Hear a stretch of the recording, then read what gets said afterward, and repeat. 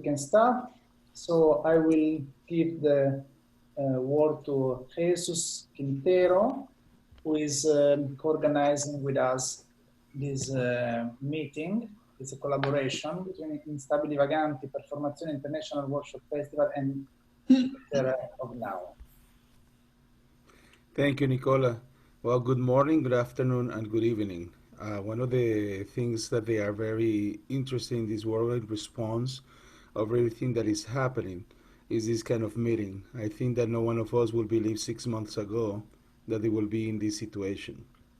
And in many ways, I do believe that the response that we are having around the world due to the conditions that are affecting all of us in a situation of pandemic has pushed us to a limit in which we have to, I wouldn't say reevaluate, but I say more to step into a borderless world.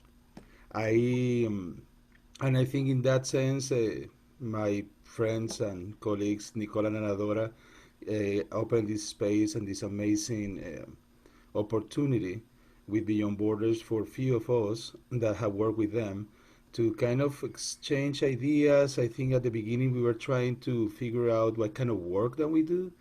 And then very soon we realized that we were so overwhelmed by life that it was very complicated, at least in my case, to come up with some kind of material, video, dance, or poem, or something to say.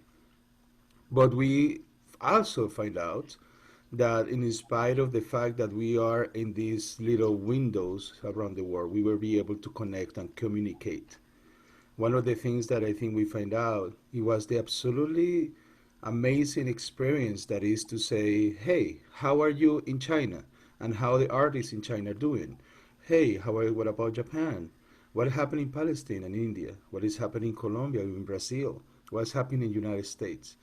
To know that this situation is affecting everybody also created a very interesting response based in the collective culture of each one of the countries.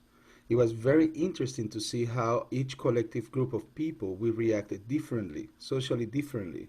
It is a vast difference between the United States need and appreciation for individuality versus another country, even Colombia itself, where we have another different sense of the collective. With that, artists start finding new ways to respond. And that has been probably the most intriguing, exciting, hopeful way of seeing our world. In my personal case, just want to mention that all this transition has pushed me into the work which I am passionate right now regarding mental health and emotional mental health. To be honest to you, I would never imagine I will say one day in a public forum that my theatrical life will be therapy. And now I cannot conceive in my life, in my research, a more important and relevant work in my now, in my present. And the people who are here and the amazing opportunity that we have today, and with this I just want to close the opening, is each one of you have created a step aside in that borderless theater, in that space when we were pushed by not being able to have a venue in which we can control our rehearsal space. We cannot control the lights. We cannot control anything anymore. We cannot have audience, and then we have to find a new vocabulary, like Grotowski will say at that time for him. So this new vocabulary, these new words, are the reason that we are here. We also have. I'm limited by time, so I perceive this like a first step of like sharing. When I will, some of the people, all of you, I mean, I wish we have like hours and hours, and I wish I have at least 20 minutes with each person, because of the amount of experience and professionalism that each one of you are bringing. So I'm very honored of being able to have this interaction. At the same time, we have to keep it between 5 to 10 minutes, because otherwise we will be here for 3 days. No, there is nothing wrong with it, but it just will be very demanding for our families and our reality. Um, but so thank you.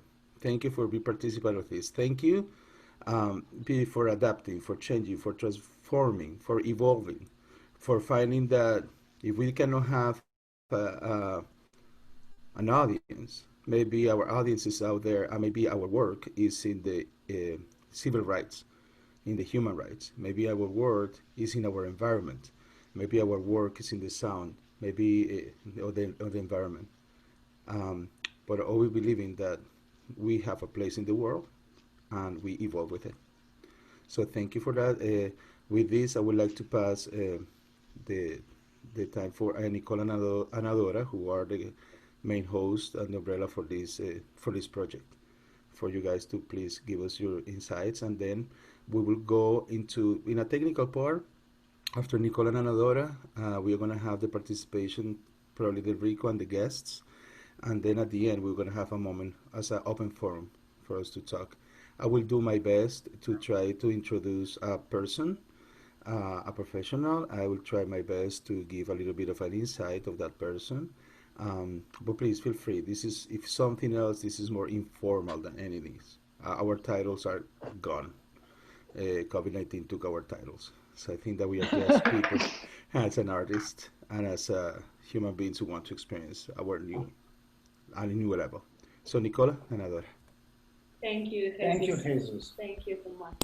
We would like to be as brief as possible because our intention in opening this meeting was to listen to other voices and other experiences. For so many months we have been closed, isolated, and focused on new projects, new strategies. And now we would like to open and see who else was changing his way, accepting challenges, creating projects and new strategies to continue to create, but mostly to continue to collaborate together internationally with various artists in various fields. So I just spent a few words about Beyond Borders project. As Jesus was saying, we decided during the quarantine to get in touch with all the previous participants of our international projects of research rights of memory. And these participants were joining sessions of this project in Italy as well as in other countries. And we start to get in touch. And then we ask ourselves, Zoom and other web conferencing platforms already exist before, but we've never used that platforms. We have never used that opportunity to continue to work together for a confrontation. And in that moment, we were quite pushed and obliged to use that platforms, to continue this international dialogue. So we start to see this as an opportunity, a necessity, but an opportunity at the same time. And little by little, where we were sharing discussions about the main topics of this project, especially the topic of absence, and particularly the sound of absence, that was characterizing our days during the quarantine of most of us.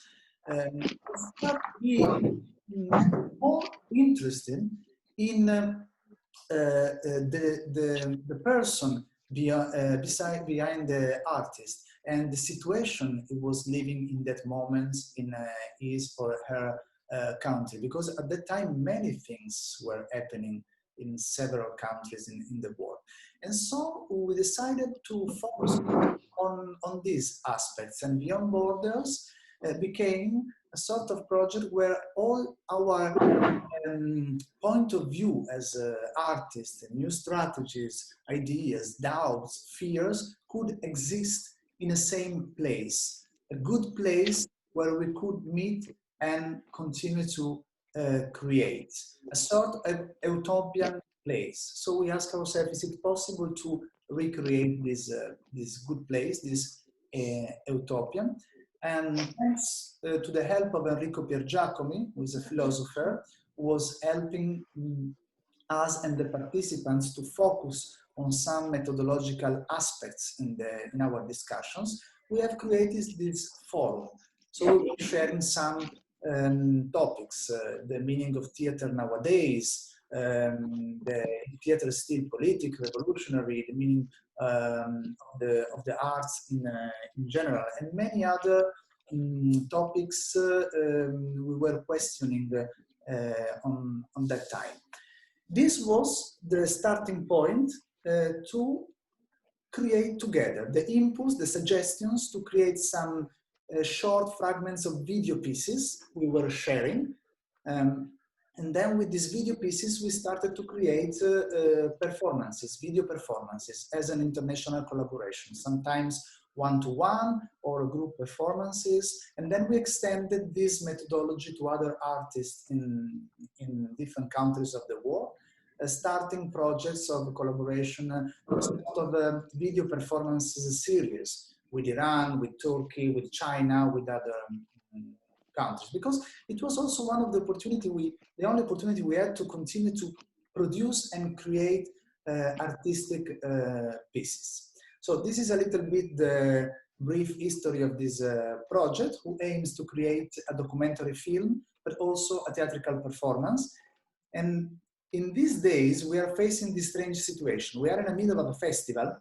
For the first time, this festival is done live in a space, in a physical space, a beautiful church in the city center of Bologna, with audience, little by little, coming, feeling the trust again to come in a closed space to see a theatrical event.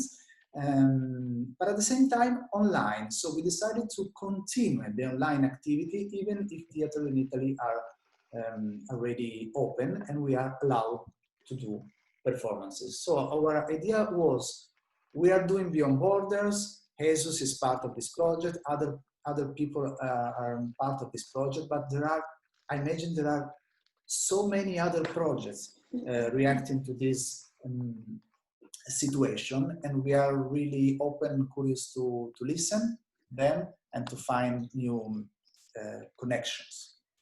Yes, and so I just want to add, if somebody of the participants want to say something about the project, and also if Enrico want to introduce a little bit his particular role in this project. Enrico, are you there?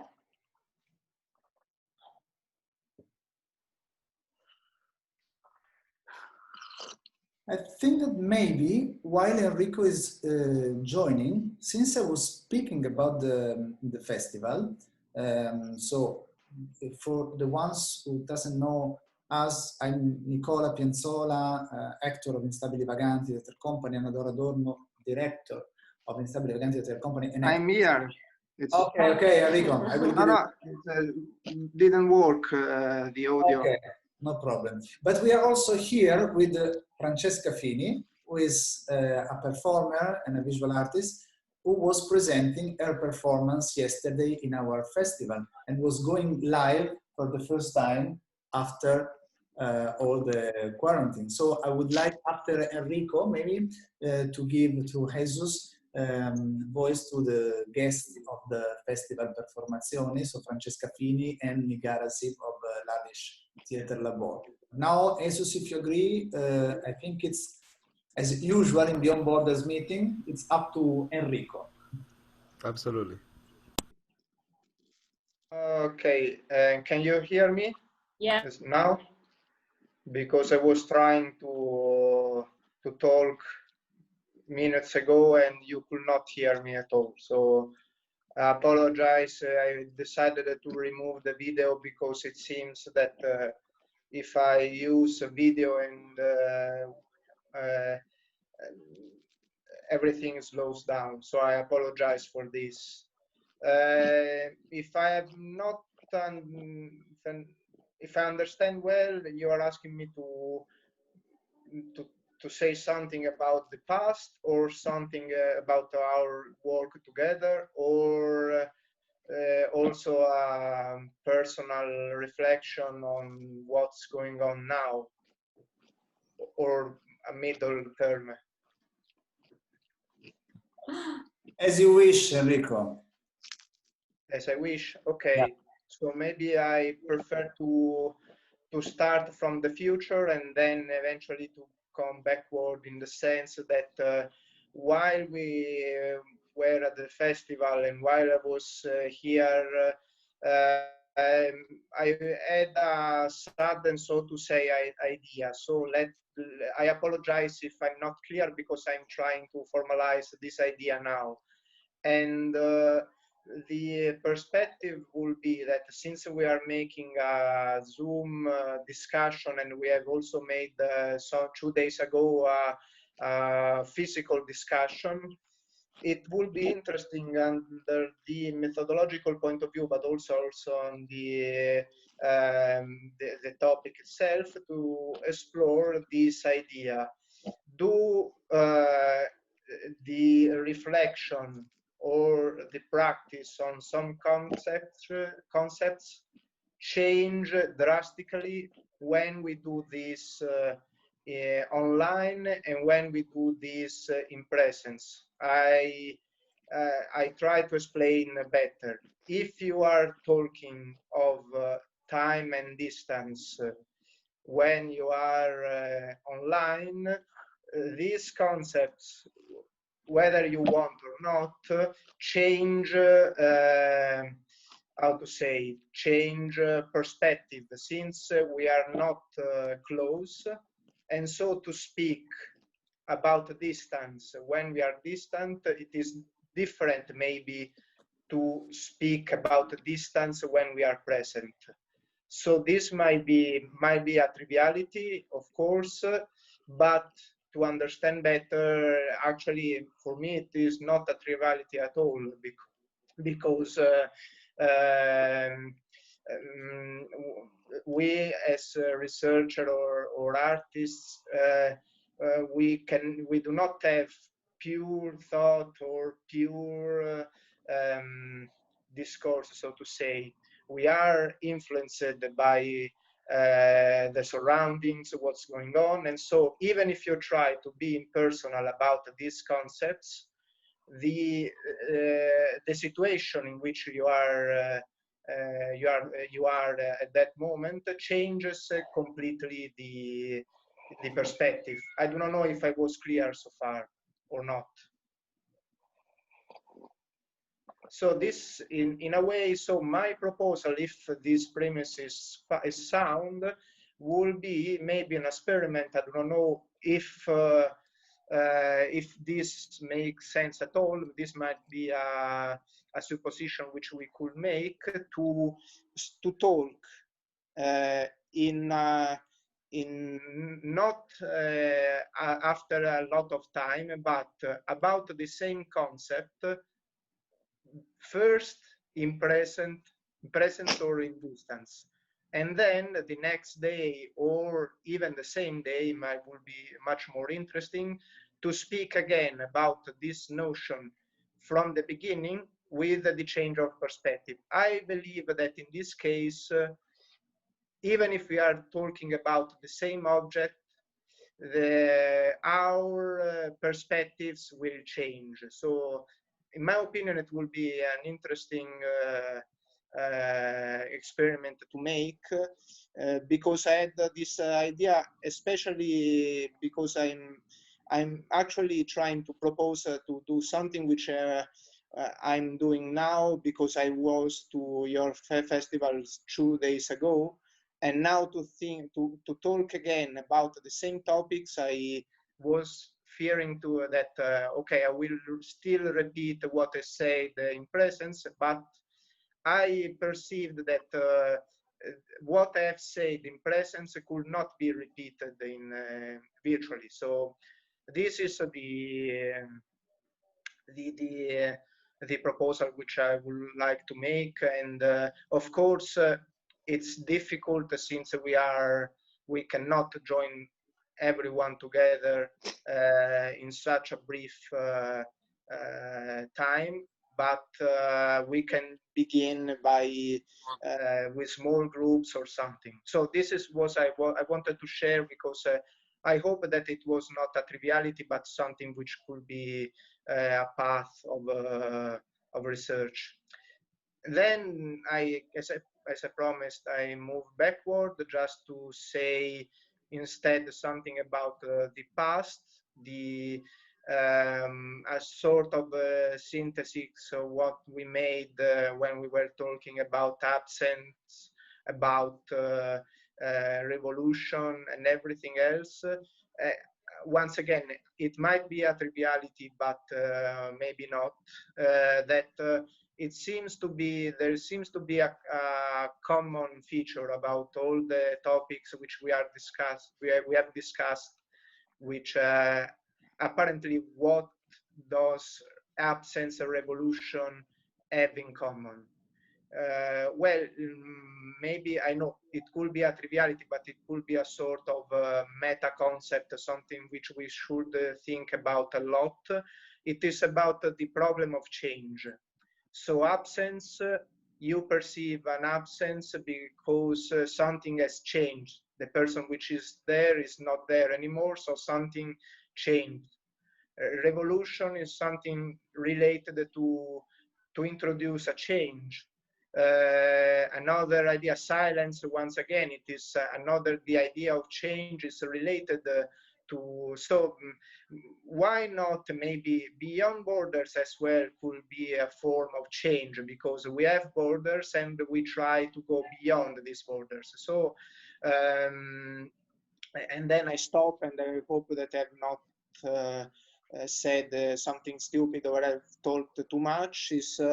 This could be a general notion, both philosophically and artistically, that should be worthy of investigation. I hope that was clear, and thank you for your patience. Thanks to you, Enrico. It's always nice to hear from you. I think this is a good opportunity also to move to Francesca. Fini, I think that this is a good way of changing from him to you, Francesca.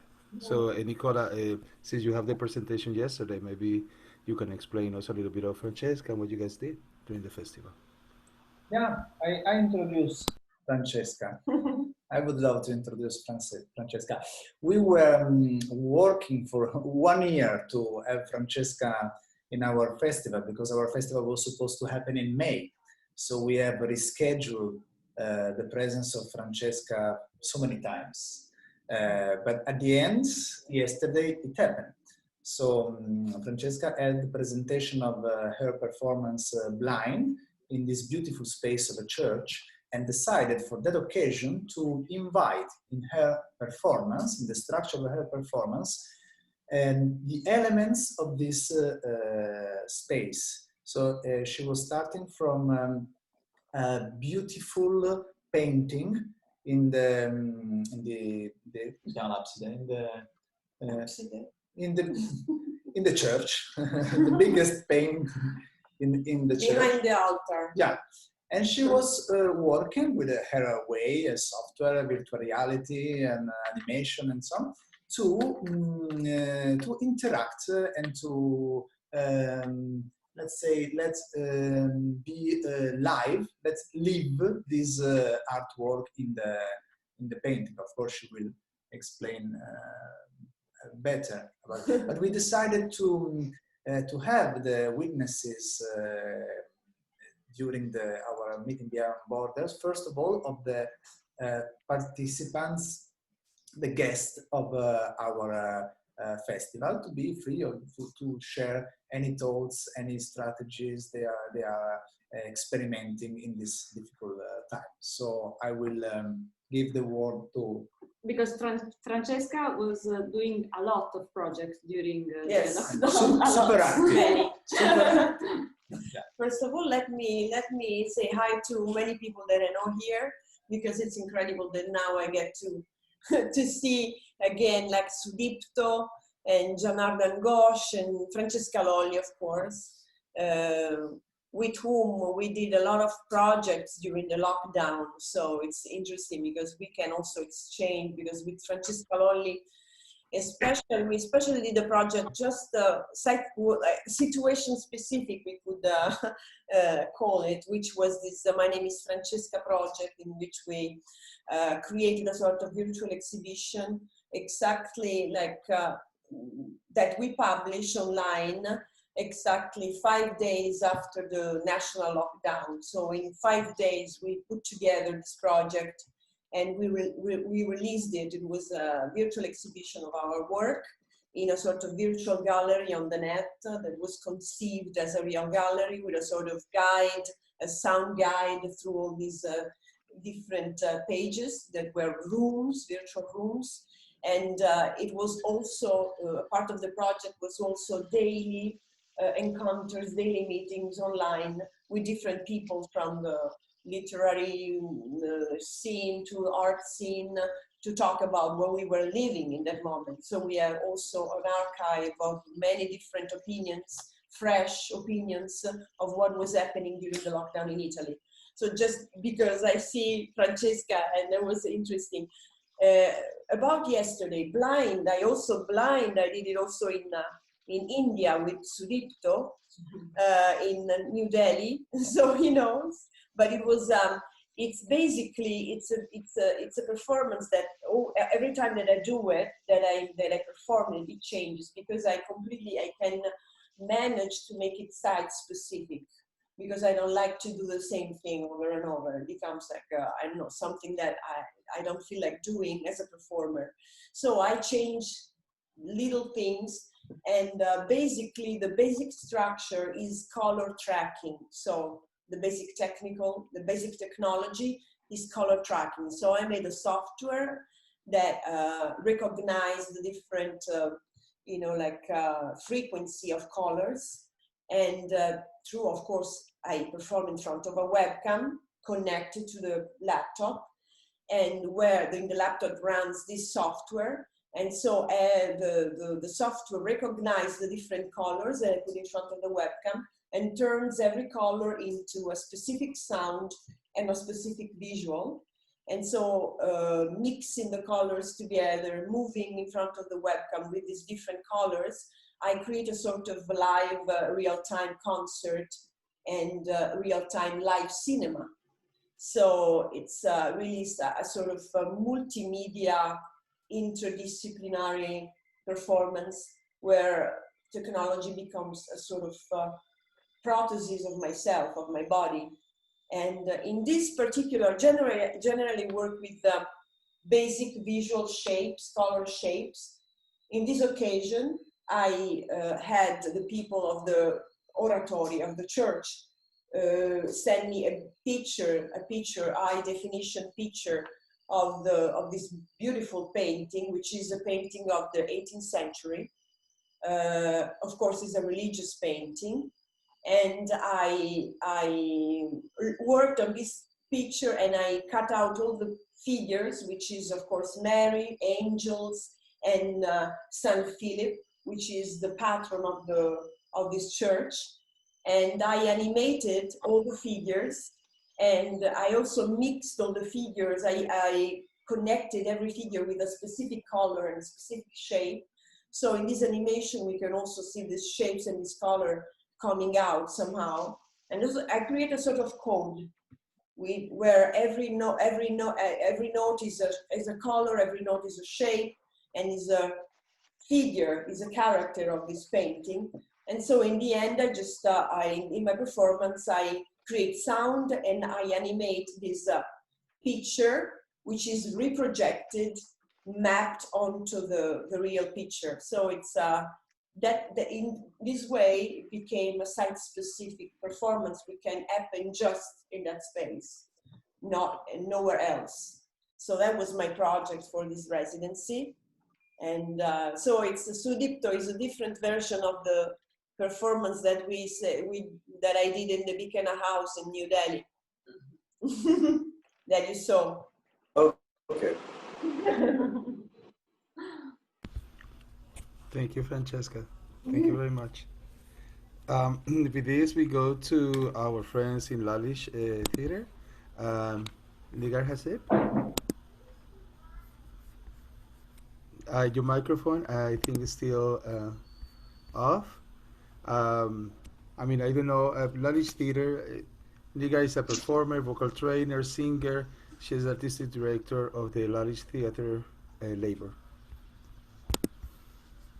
Your microphone is still mute, Nigar. Your microphone. There you And go. Now you're good. Now? Okay, thank you.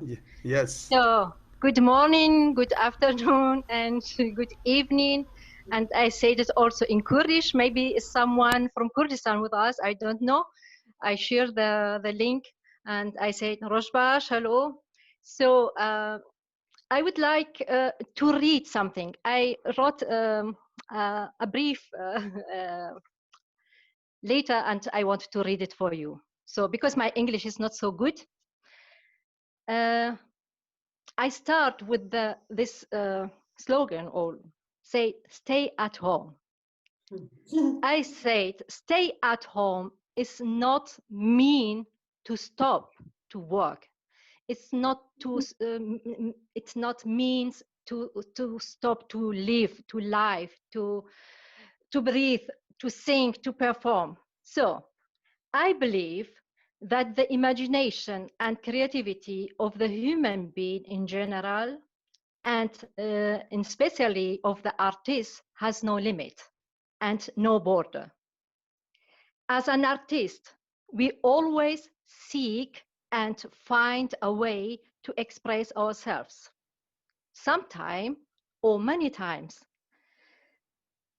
different crises and hard time of life give us more impulse for good or better work.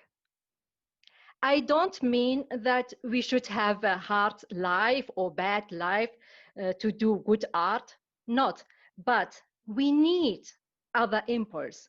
We need another motivation for our creativity. I always say, nothing can stop art. Not a virus, not a bad regime or dictatorship, even not a war. I lived half of my life in a country in which there were always war until today, until now, you know, in Kurdistan, in South Kurdistan, in the West Kurdistan, and all this area in Syria, in Iraq is still war. The art was only the way to overcome the war. The art it was a process of life, of survival. Now it is not the same situation because war is war and we cannot compare the war with a small virus. But we are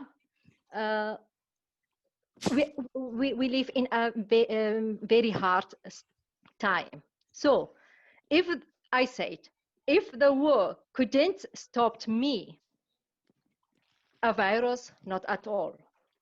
So I thought in the time of the quarantine and when they said you should stay at home, I thought, what should I do? Okay, sometime I'm cleaning the house and do this and cook and phone with friends. But then when I was on the street and I said hello to my friends or some neighbor, and we covered our face with a mask. In this time, I couldn't see this person. I couldn't see the emotional face of this person. I didn't know if this person is sad or is happy or is sick or not. So I started to make videos with my mobile phone. I'm not really a person with videos and cameras. I'm more someone I like to be live with my audience, with my colleagues, with another performer in the space. But now I am at home and I have only my mobile phone. So I start to make selfies. And you know, this time in all the world is time of selfies, and we do the best position to make the best selfie. So, and then I I saw with the mask I can't have really this good selfie. So I tried to make this mask to have another sense in my work. And then I give the title, My Face is My Memory.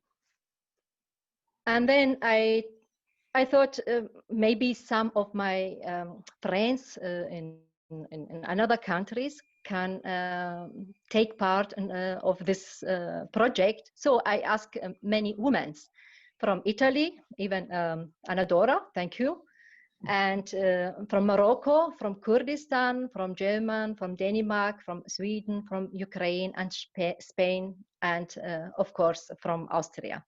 So I told him they should make selfies with the mask and send me also a voice, like a song, or to say something, or to sing something, and I will do this voice and these pictures to a video. And that was a very nice video. I did another videos only with me, but it's not online, but you can see another, this videos, it's like 17 videos on our YouTube channel, Lalish Theater Labo. So, so I saw that nothing can stop me. Why I should stop to think, to speak, to sing, to move? And then it was this festival with Dora and Nicola. I am sorry that we were not in Italy. Hope to come back again. But I have only a wish. I wish that we stay in contact, or even if the life is normal again, so that we can care, and that we know what's happening in Kurdistan, in Morocco, in Ukraine. You know that the people there, they have another problem. I heard that some countries in Syria, they don't have water since 9 or 10 months. And that is the problem. That's hard life.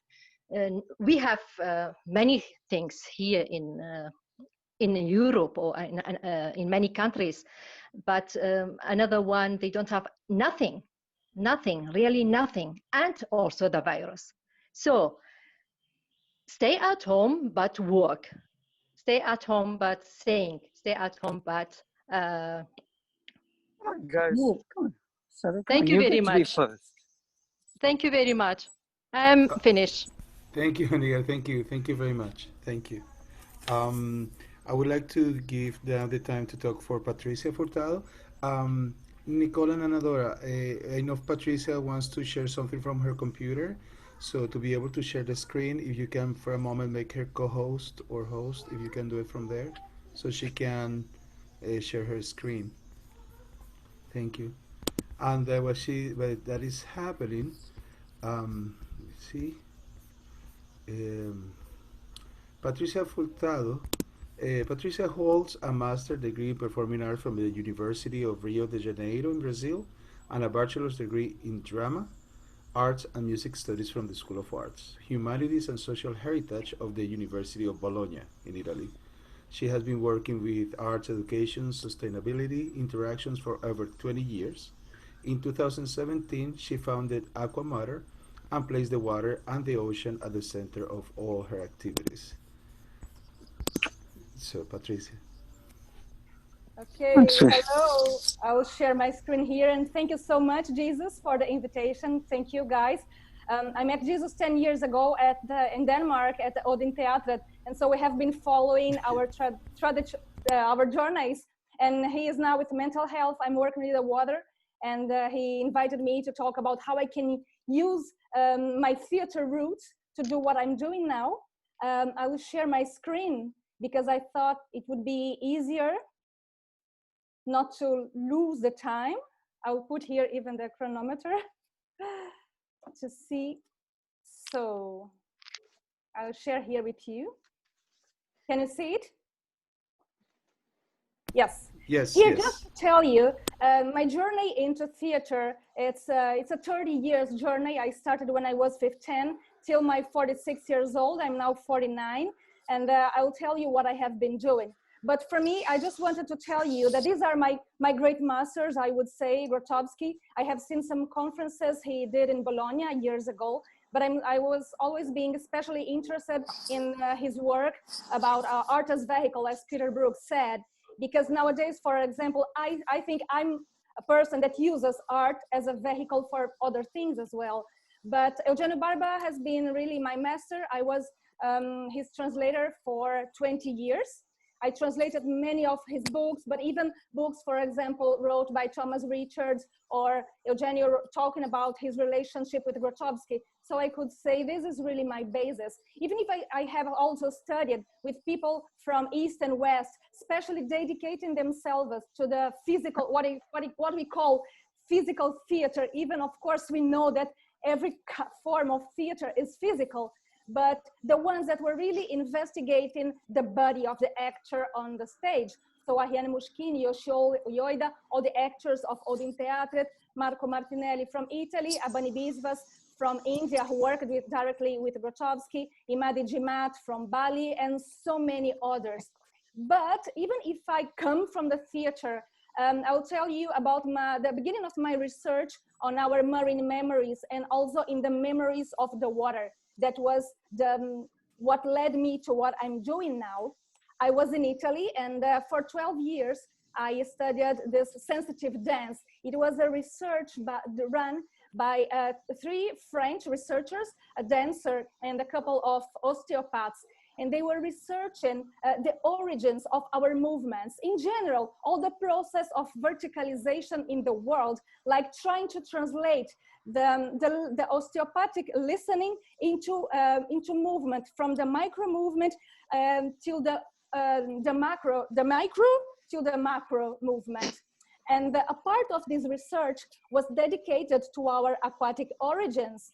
For example, if you think that we come from the ocean as all species, if you look for all the evolution on the earth since the first living cell in the primordial ocean. But besides that, we have the ontogenesis, all the evolution, the embryonary evolution, for example, that we as human beings starts on the womb of our mothers. So these aquatic origins in 2 levels, the ocean for all life forms on the earth and the water. And we are doing, sorry? Okay, No, go ahead, Patricia. Yeah, go ahead. So we are doing these workshops in the south of Italy that were entitled Marine Memories and Birth into the Terrestrial World.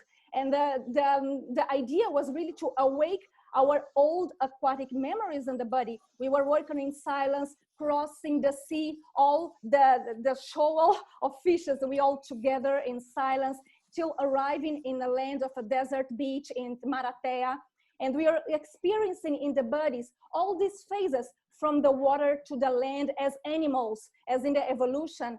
So like starting to feel how our body reacts when feel the weight, and how, for example, our fins, they become paws, and then how the paws, they could go back into fins. So we are like researching all these sensations in the body and working with apnea, holding our breath, inspired by the anaerobic organisms, and even using monofins as the dolphins, as the whales, because of the form of their tail. So even exploring these undulatory movements under the water. But for me, this experience was really so strong, and I didn't know how to explain the awakening of memories that, although familiar, were totally unknown to me, and how to explain the remembrance of sensations experienced in my mother's womb or during my childbirth. And what was the call of the sea? I didn't want to go out of the water. So I was finishing the university, and I decided to dedicate 2 years to that research. It was my thesis. So I went from practice to theory to explore the symbols of water and the ocean in various fields of the human sciences, but to study its relevance also in the biological processes of the human body and on planet Earth. So a lot of study of biology, physiology as well. And of course, everything that has to do with our emotions that are completely linked to the water.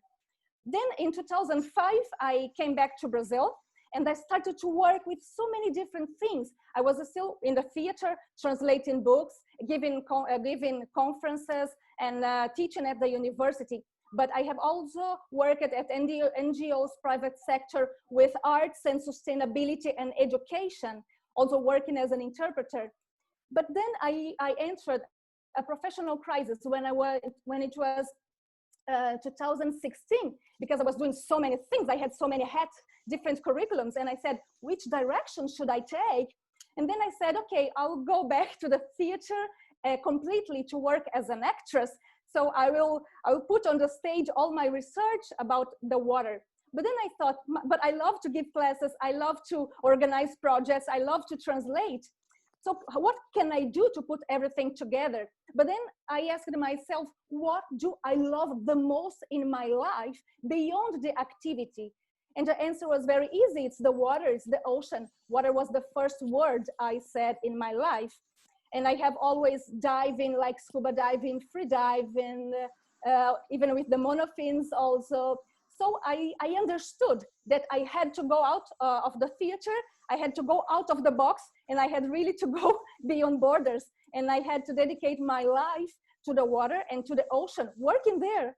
So I founded Aqua Mater, that in Latin means mother water. That's the ocean for me. So it's a way, I used to say that each drop of water in land comes from the ocean and it goes back there, as we see in the natural water cycle. So that's what I'm doing now. Aqua Mater is an international organization nowadays that develops many different projects that aim to reconnect us with the origins of life, as I told you before, our aquatic origins, and to revitalize our relationship with the waters. So nowadays, for example, I have been giving a lot of conferences, talks, doing moderations, working as a mentor and advisor to different organizations. I have my nomadic water school that I develop different projects to children, youth, and adults. And I have been acting as an underwater performer and also leading experiences in the water. And this is Aqua Mater experience. As a translator, I still translate books, but dedicated to the diving universe. For example, this is Guillaume Néry. Probably you saw some of his videos in the internet, Free Fall, One Breath Around the World. And his wife, Julie Gauthier, she had an amazing film that is called Ama. She is dancing a ballet underwater. So this is the territory of my research nowadays. So giving conferences to companies, for the private sector, for NGOs, for different publics. Here I was at the World Water Forum, and I'm talking a lot to the youth, so that inviting them to reconnect to the waters. And as an advisor, for example, talking about performance, I'm an advisor, an ocean literacy advisor for a group that is called Mermaid Federation International. They act a lot around Asia, developing skills that how to be a mermaid underwater. But it's not like a mermaid just as we see like an aesthetical thing. It's like to protect our ocean and to perform, giving this message. And working also to UN and to UNESCO with different projects. And here I was in Asia, in Hong Kong, in China, in Thailand, working with these people of the diving communities. And in Brazil, working and giving talks to children, to schools. Here I will show you then just 1 minute of my film, We Are Water, where I was working underwater with children and acting as an underwater performer. Especially to help with environmental projects here, talking about the plastic pollution. Here it was a film called The Missing Water. I was dancing underwater, and I was also being interviewed to talk about how the arts influenced my view about water and the ocean. I do photos underwater, even as an underwater model, like trying to invite people to reconnect to their own waters. And this is the practical work, Aqua Mater experience. I can give personal sessions, I can lead workshops or immersions. And the idea is always this, to reconnect people to the ocean, to the water. But it means, of course, also to reconnect to our own memories and emotions, because that's what water is. And the workshops, they can be run to a general public, performers, team building, healthcare. And for example, to performers, just close here, I think it's nice to say that we work, for example, on the center of gravity, routine, how to support, held, and lead the other in the water, how to float, how to surrender, the immersion in apnea, how to dance or flight underwater, because you don't have to make the opposition to the force of gravity. You work a lot on proprioception and I say the disorientation in space. So it's also a place where you can really release your body-mind automatism. We know that or working as an actor or a dancer, we are always on the stage, and how this body will react underwater, you know, how to discover new physical possibilities, and how to discover another way to face our fears and emotions, because when you are in the water, you're completely vulnerable. So it's really very powerful to work there. Some images, I was working in the Amazon, in Brazil and other places. Here I was leading a workshop in Portugal, in a swimming pool, and even in the ocean. So just some images of workshops and working with people, all this holding this big womb on the sea as well. So that's it. I run a little bit because I already went out of time. Jesus, if there's still time, if you want, just show the 54 seconds of the movie, We Are Water, if you think. Yeah, okay, go ahead. So let me share mine then, and just go here very fast.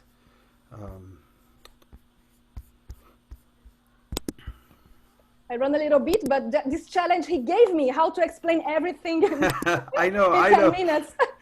No, and it's challenge for me to don't try to ask everybody questions because everything's But okay, I interesting. thought it was good just to put things, and then we can develop in another moment. Yeah. So everything started in Bologna. Okay, I'm gonna share my screen and then I'll show the video. Screen, just share computer sound. Yes, it's possible to make theater somehow underwater, guys.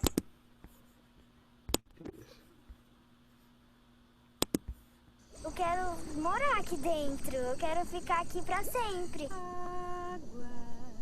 Foi a minha primeira experiência sem tocar o pé no chão. Ela era toda azul, não tinha casca de balinha, não tinha nada. Nós quisemos dar a possibilidade para crianças que nunca tinham entrado em contato com águas naturais, a oportunidade de ver uma água que era uma água viva. A lagoa tem muito mais trem do que a piscina só tem a piscina e a água, e o cloro. E a gente tem que cuidar das águas. Eu sou água, você é água, nós somos água. Água, mamãe água, água, somos água.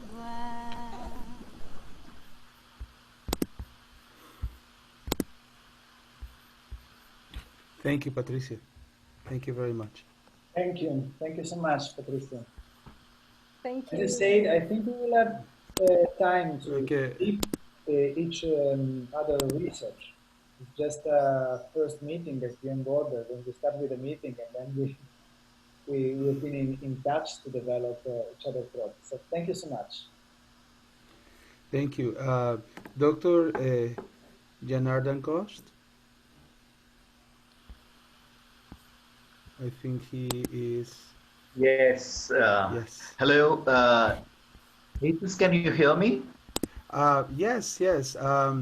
Let me say that Dr.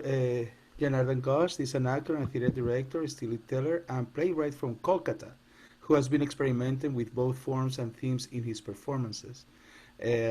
Much of the past work has explored themes of spirituality, myth, gender, sexuality, and society. He is currently completing his doctorate degree in performance at Sri Ramakrishna from the Ramakrishna Mission Vivekananda University, and he has trained and worked in several international and national theaters and film directors, and is critically acclaimed theater practitioner from Bengal. He was recently invited to be part of the dramaturgy workshop title using dramaturgy organized by the Goethe Institute. So, Doctor, please go ahead. Yeah, thank you, Jesus, for allowing me to share my thoughts here on this wonderful platform. But before I would like to share my ideas or whatever I would like to discuss today in a very short time that allowed us. I am super excited to meet Francesca, because Francesca Fini, it's like I think around 5 to 6 years ago, we were together here in this country working on a piece, collaborating for a Kathakali performance named Digambarin, The Body Alone. And I would also like to thank Instabili and Nicola and Sudipto for, allowing me to and getting introduced to this platform. Definitely will agree that this is a very, very extraordinary time, and we are being challenged from all directions. It is not only that we are being confined in a space, but even our thinking is being controlled in many ways. Like we are being censored in our expression. Many times we would like to do certain things and broadcasting social media. There are political pressures, there are political censorships where you are unable to express your heart out.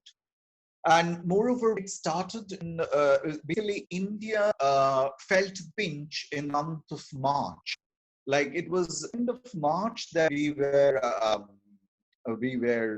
pretty aware of the situation, and even other parts of the world like Italy and America, especially China, other countries were pretty aware of the situation, and they had already taken steps and measures, and we would just listen to or hear or see videos, that information, and definitely be affected, but not that much till March. And the effect was very strong here in the country, and people start suffering from COVID, and things started collapsing. Institutions closed, theater halls closed, roads were turned empty. We were all in lockdown, confinement, quarantine. New terms became so very popular, like quarantine and lockdown, these kinds of things. And they were very scary terms that would really, take your life out, as if means it was that very scary. And then people were thinking that this would soon pass, and we thought that it would be pretty normal, and it would end very soon. But and because of the announcements that were being made by the by government that maybe another month and we are free, maybe another week and then we are done with it. So things like that kept on being broadcasted, and we thought, okay, let's take a moment of rest and maybe abide by whatever the instructions are doing, and some self-introspection, do some personal research, and wait for time to be better, and then we are all again run smoothly. But very soon understood that it was not going to end soon, and things became really further uncertain. And especially the government was thinking about other kids, like, professionals, institutions, colleges. They were thinking about people who are working in offices, factories, industries, but they were not even saying a single word about art practitioners, whether they are musicians, they are singers, they are theater practitioners. Later on, almost like a couple of months ago, they started talking about people who are working in the movies, and especially in the soaps and serials. And they started thinking of some strategies of how they can start their work and their function. But theater artists, especially live performance was not addressed at all. Till recently, we got a circular from the government that by 21st September, we would be allowed to do performance in open air spaces. The theaters are still not to be open, but maintaining different other health norms, we can continue. So this is a sign of hope for all of us, and we thought, okay, let's begin. But all this period, March till September, like beginning of September, what we have been doing initially, we thought that it is the time to work on ourselves, because as an artist, we felt that this person or the individual is a tool that, or is the most important tool that use for performance in a living platform. So it is better that we use time, this alone time, to nurture our different skills that we had learned, work on different kind of different kind of artistic practices we have learned, and also some research that we can definitely begin once this period is over. But soon, when we understood that this is not going to end, then we started reaching out to people and trying to find out that the next possibility to do kind of live performance. I would definitely like to put one of the latest Indian acting coach. He is almost an octogenarian now, Prasanna. He is an alumni of the National School of Drama, but he has his theater and a cooperative where he's worked with women artisans and also in theater. He said that if the audience cannot reach you, why don't you reach to the audience? That means, why don't we travel? And we have seen it in history also, when things like this may world suffer or sicken the atmosphere of culture. During the period of Shakespeare also, we had troops moving to villages, moving to different places where it was safer from the plague or other pandemic which would inflict society in that time. So traveling is something that was very inherent or very important during that period of crisis. So he also felt that let us travel. So we have group performers in Calcutta who are using their cycles and they are traveling to different places to perform. So it's more of a traveling troupe to different villages, different houses where, or flats where a group of people would come and see the performance. Instead of bringing the performer to the theater, we are going to different places and performing. This is one strategy that we are trying to work on. And another thing that I personally have started working during this period is on solo performances. Like, I have a theater group. I'm working Culture Monks at Oglam Bali. These are the two groups who collaborate with each other and perform. And we have around 15 to 25 actors working with us.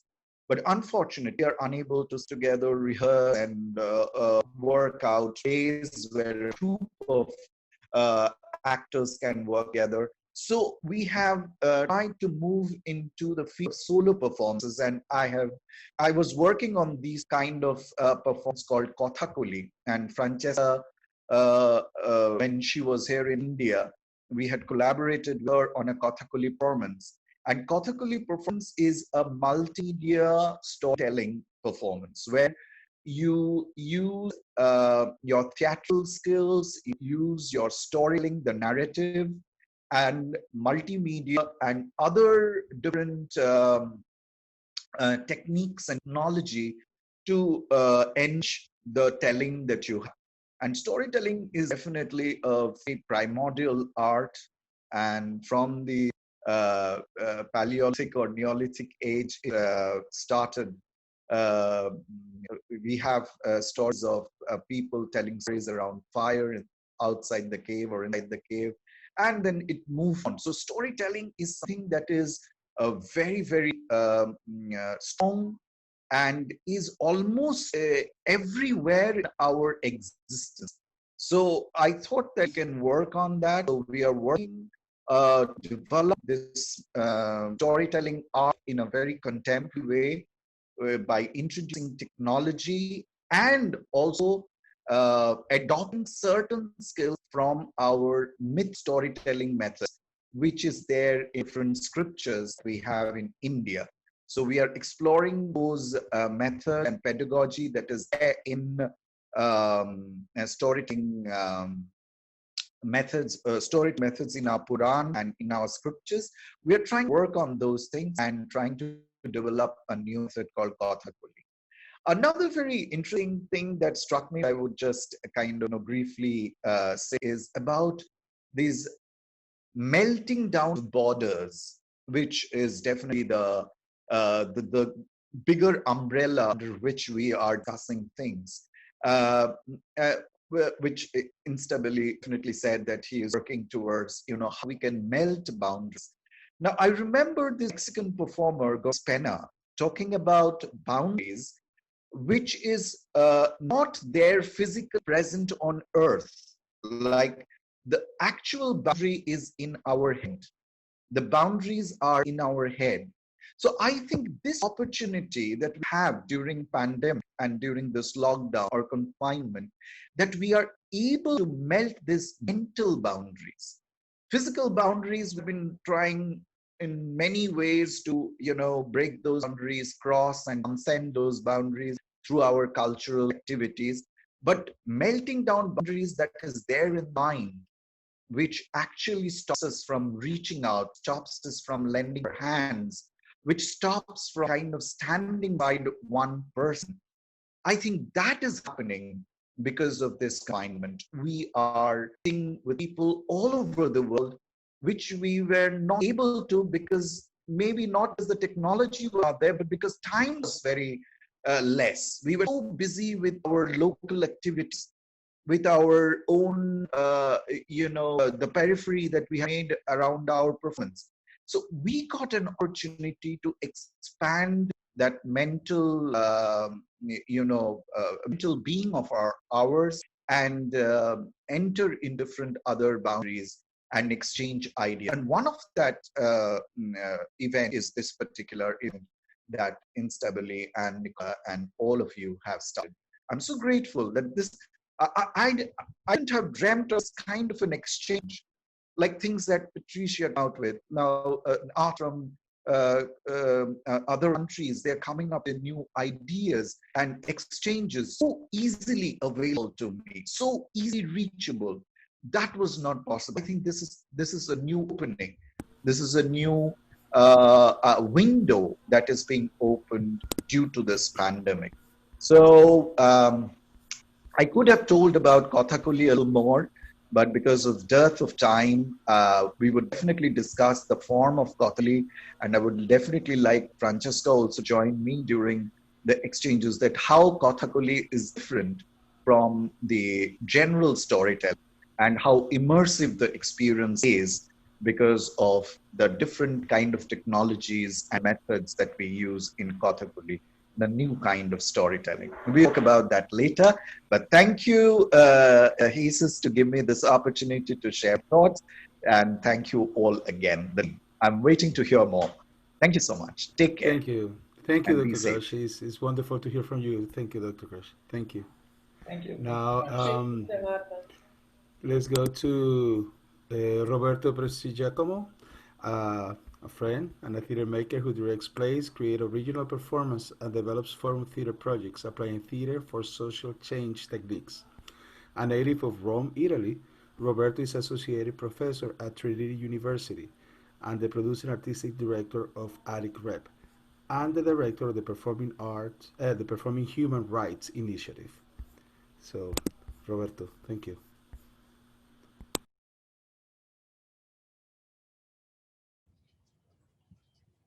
Great. So thank you, Jesus, for inviting me to this meeting. And it is great to meet also the Instabili Vaganti. In a way, I'm also sono anch'io un po' instabile, certamente molto vagante nella mia vita. So I am Italian and American, so these ideas of borders and beyond are part of my experience of life and my creative work. So I belong to this no man land in between borders, and the beyond that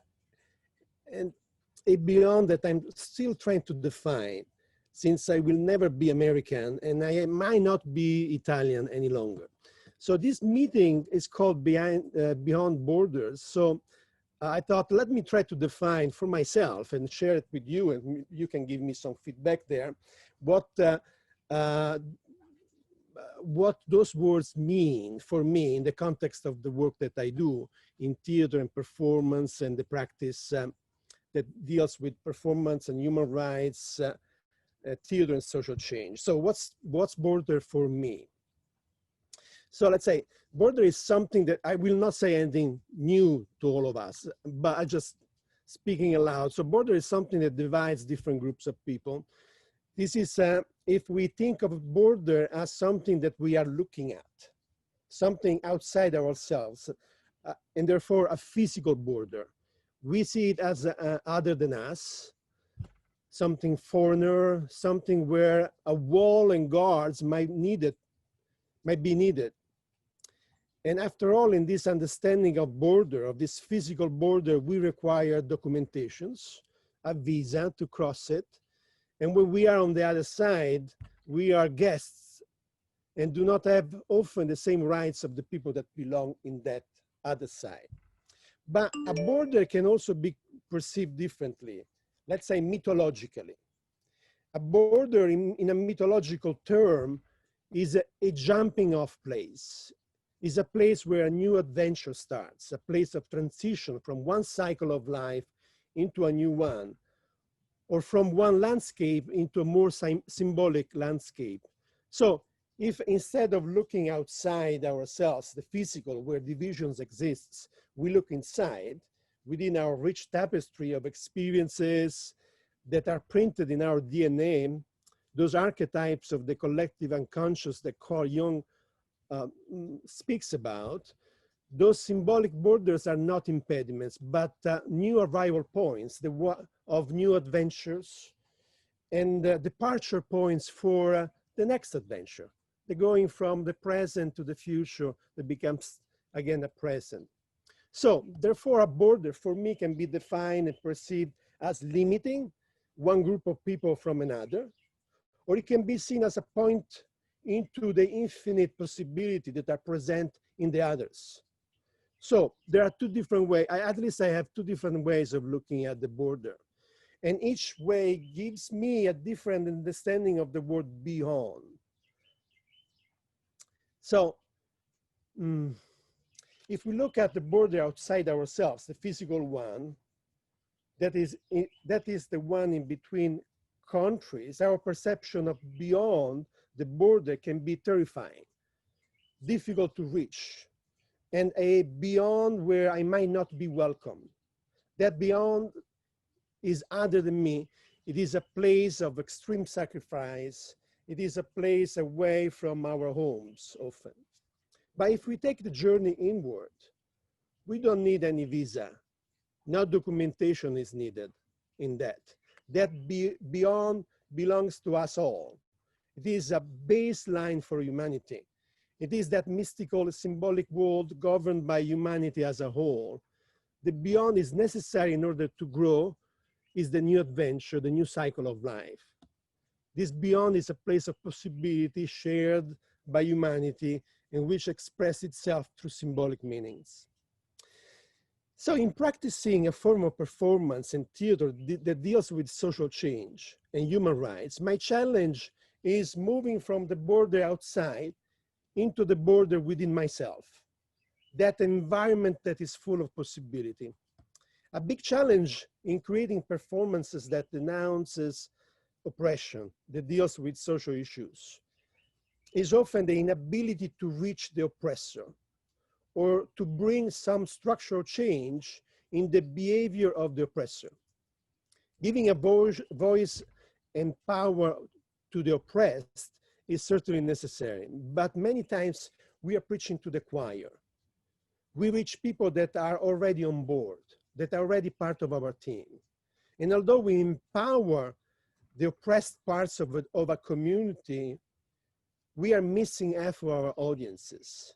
We fail to reach those people that need to be reached, need to be stopped, need to be brought to the table to create a real long-standing change. So COVID-19 for me was another border that I had to cross and go beyond.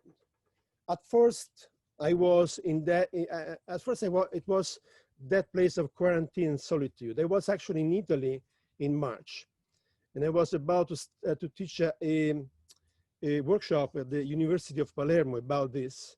And then the day after, the government decided to close all the schools. So I had to run back to Rome to my mother's house, find a flight that would bring me back to the States. And being an American citizen, I was able to do that. So I lived at the quarantine in Italy, and I lived the quarantine in the United States, both places. But in the isolation of this long quarantine, I was forced to look at differently at the border created by COVID between myself and the others, you know, this border that COVID has created. I could not go outside, so I went inside myself, the only place where I could go. And there I found everybody else, because we were all experiencing the same experience, just to repeat myself. So everyone else in the world within whom I was sharing this experience was there, and that place was a place of richness. Being there, and I also noticed that being there, the oppressed and the oppressors alike were sharing the same experience. So I started looking at possibility of developing a form of performing human rights, not just observing reality, the physical reality, and out of that observed reality, creating performance that becomes a witness to that to a specific reality of oppression, but instead going inside and looking at the internal life of the oppressed and the oppressor to find common ground. So often oppressors, and I see this a lot in America, especially now, in this time where we are so divided, it seems to me that often oppressors do not even realize that they are the cause of the oppression. So now the objective here is to find the commonalities, and out of them creating performances that break any border and bring us beyond divisions, probably closer to the potentialities of overcoming any form of abuse. That's my utopia.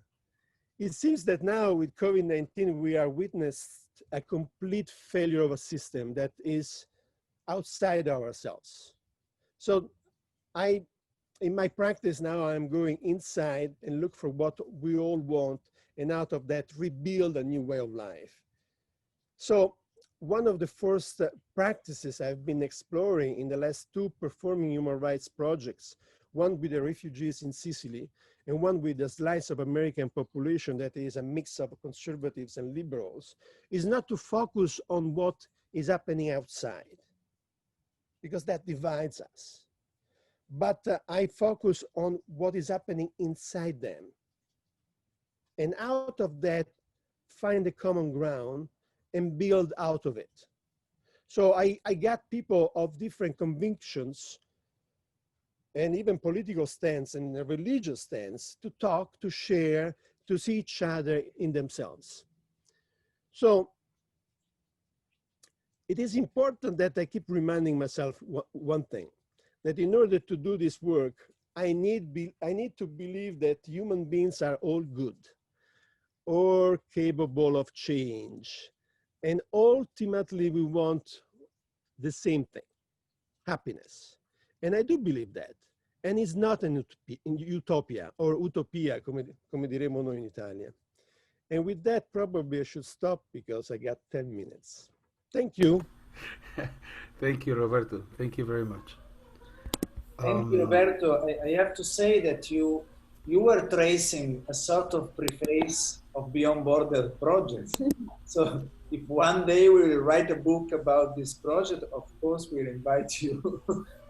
Okay. With your speech, it was. I love it. Thank you. Thank you for the opportunity. Thank you so much. Yeah, thank you, Roberto. I appreciate it very much. And now let's give the chance to Alessandro Romi from Teatro Akropolis. He's based in Genova.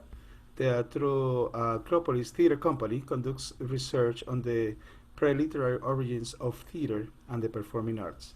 The company manages the Akropolis Theater in Genoa, a place designed to welcome and promote research in the field of performing arts, with the organization of festivals, artistic residencies, workshops, and various cultural activities.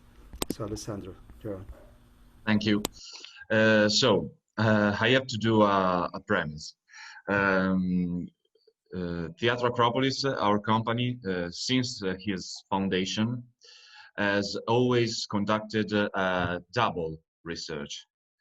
A research on the stage with performances, productions, and a theoretical research on philosophy and the most important authors of theater, especially of the last century.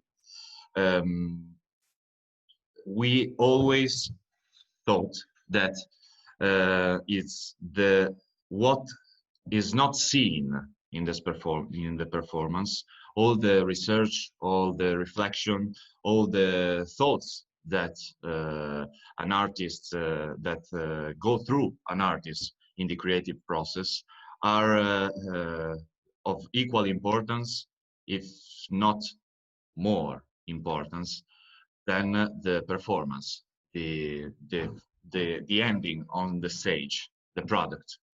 It's a vision that brought us to public to write various books and to, for example, open our festival every year with a book in which we invite all the artists that participate at our festival to write an article about their work. And this book is published before the festival, so everyone can confront with the thoughts and the research of the artist through the words of the artists. We always were very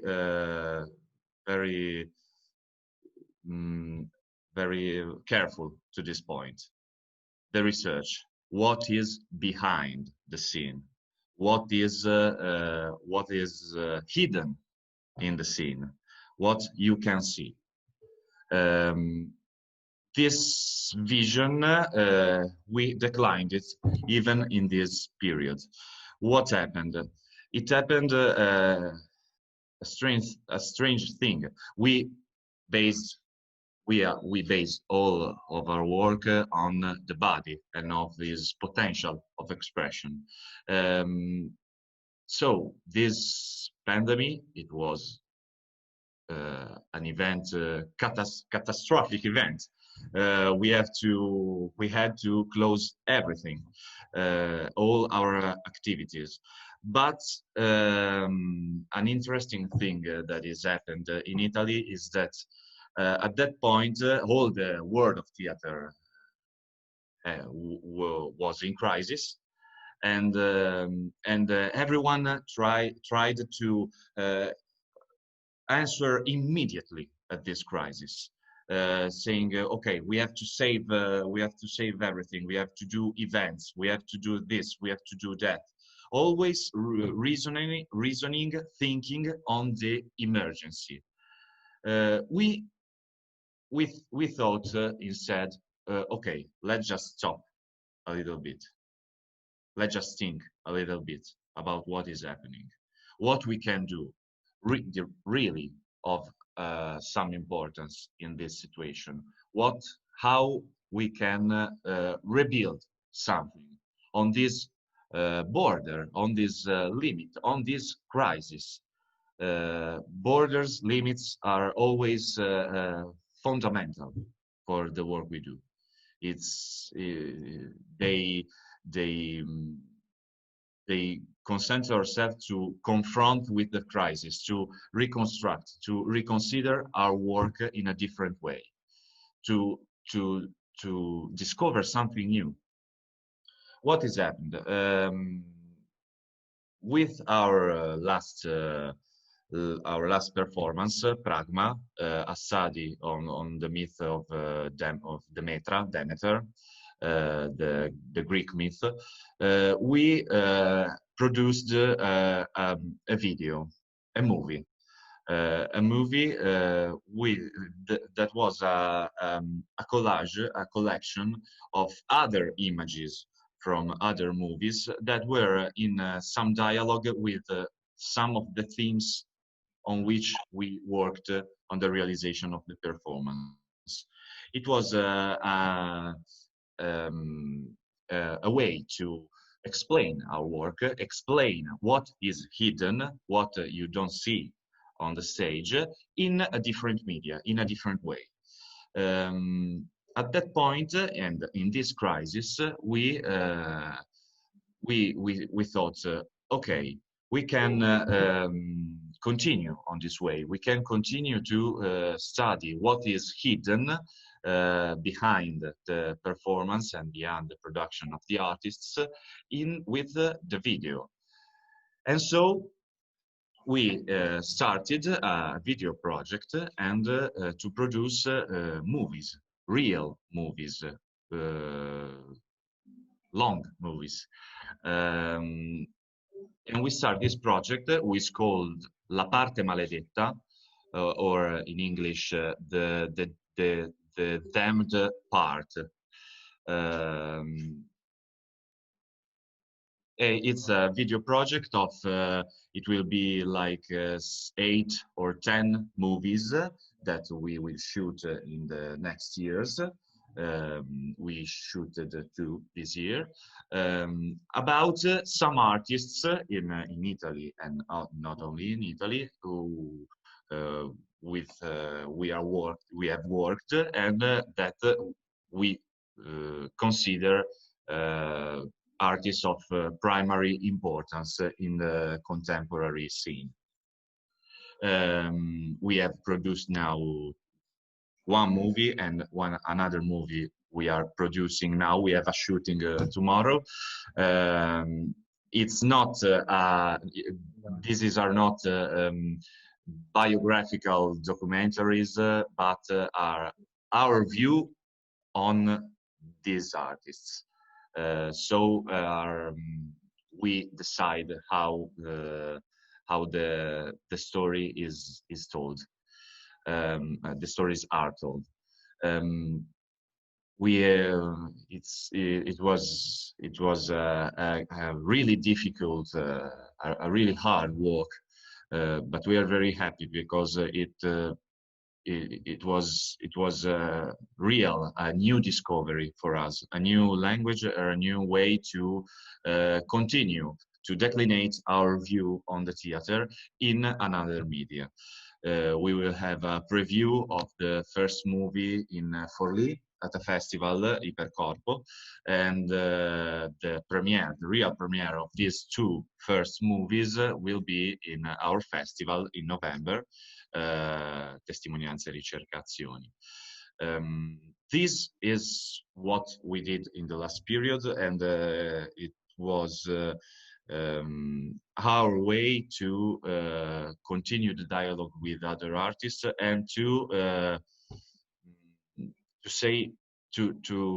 reiterate a concept. When this crisis came, all of the world of the theater, or the mainstream theater, they were all worried about the events, the venues, the theaters. Okay, everyone to say, okay, but we have to go on stage, we have to do venues, to do productions. How can we do this? and no one was talking. No one was talking in that first period about art, about research, about what we are what we are doing, how my work is still important. Why is still important? What are the reasons that are at the real core of our work, of the work of all of us? Like was saying first Patricia or Jesus or Roberto.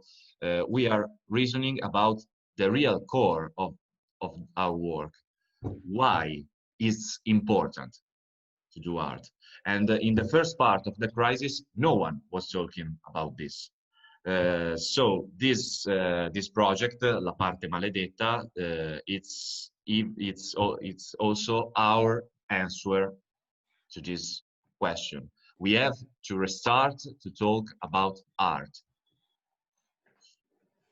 Before that, productions, festivals, to go on scene, to produce performances. First, we have to talk about what we are doing in the hidden part, nella parte maledetta. Thank you, Alessandro. Thank you. Thank you. Thank you very much. Thank you so much, Alessandro. We're gonna move to Francesca Lolli. She's been having some connection issues, but we're gonna give it a try if something we figure out.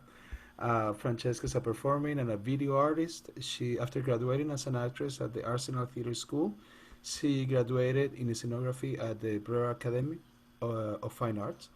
Since 2012, her research has focused on gender diversity and social political problems. So, Francesca.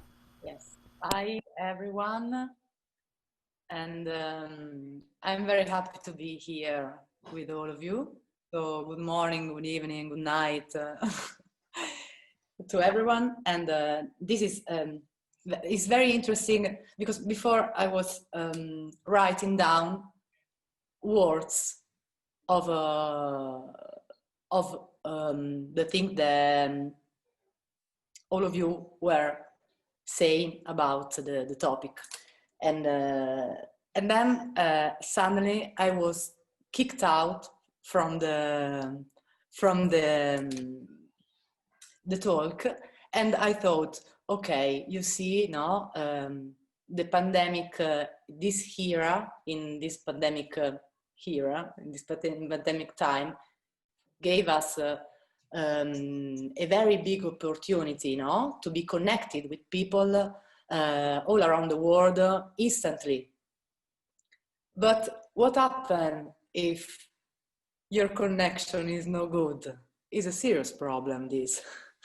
Because, you know, we all speak about art, introspection, research, that we can only do in a viral way, no?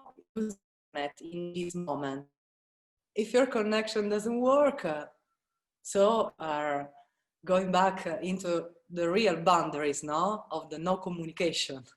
But okay, by the way, it was very interesting for me, all this study and research during this period, because as Francesca Fini told before,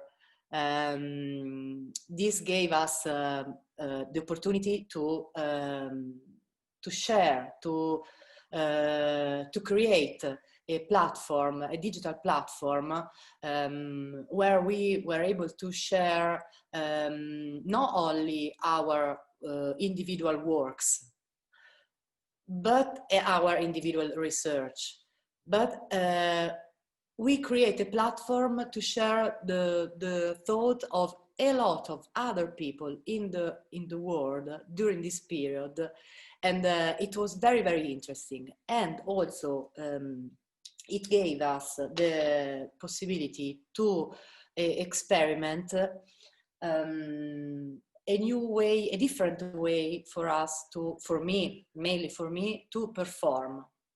and we prepared to streaming performance, and we also made a digital film, digital show.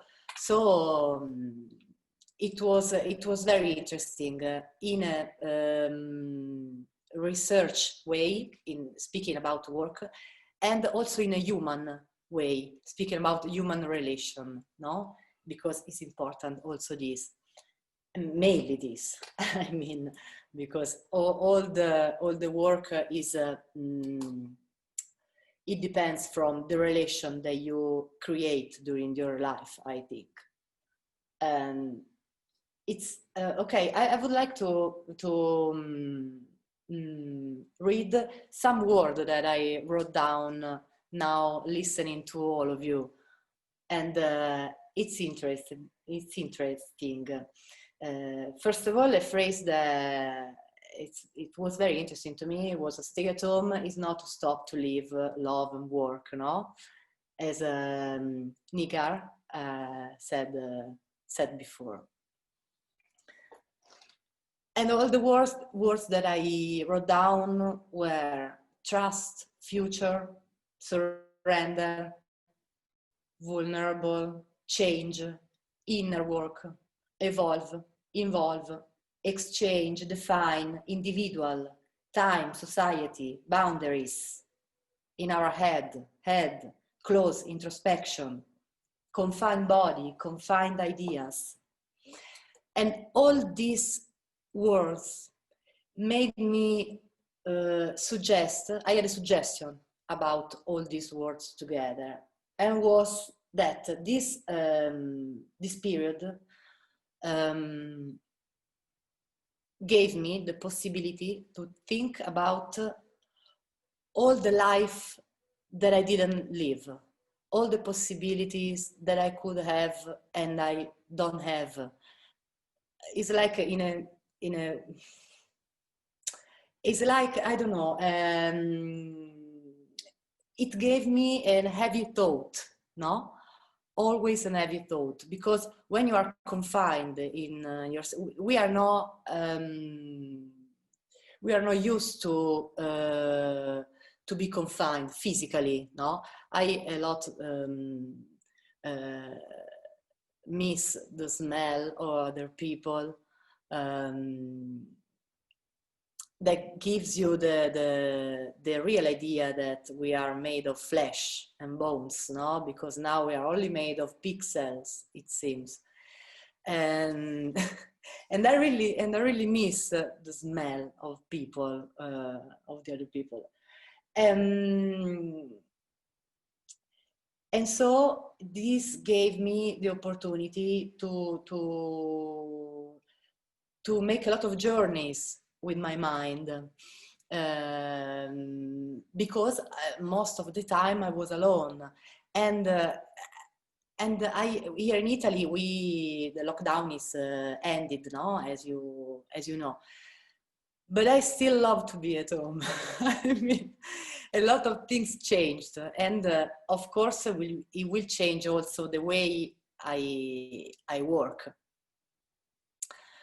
Or hopefully not too much, because I love to shoot with a lot of people, so we will see what will happen. But here we are. This is what for me, my utopia, no, which could be the topic of this. My utopia is the possibility to image all the life that I could have lived, in a Kierkegaard way, if you want. So this is. Thank you, Francesca. Thank you very much. Yeah. Francesca. Yeah, everybody talks about so many things that ignite a lot of thoughts. It's hard not to say something, but the thing that you said about I'm missing the smell of people, I also realized that with the mask, I started smelling myself more, and I'm like, oh, this is the smell of my breath. This was a new discovery for me. Yes. Yeah. but I cannot talk. We need to move on, but thank you so much, Francesca. Jordi, is your turn. Please, go ahead. Hi, thanks. I will talk briefly and we'll try to explain a little bit what we've been going through all these months. So we used to live in Barcelona and we had a theater there, a venue, and at the end of this last year, we decided to stop it, to change our rhythm, to find a new time, a new perception of time, and we went to the Pyrenees to develop our work. And it was also in order to start improving our international work with our laboratory, which is called Transborders. So we wanted to stay in the border and try to find out what was there. And while we were doing all this change, well, COVID started, so we had to readapt. And all these ideas of wandering and traveling, well, we had to stop everything. And we had some offers to do YouTube things. But, well, we decided that for us was more important to find out what we needed, not as from the Akropolis, they talked, it was trying to find what is behind the scenes. So we start reading a lot of philosophy, trying to think about what was changing in our societies, trying to hear a lot of the people that were living all around us, and that they were, for the first time in a long time, aware of the rhythm of their lives. And they were asking themselves if that was good or not, or if it wouldn't be better to live in another way.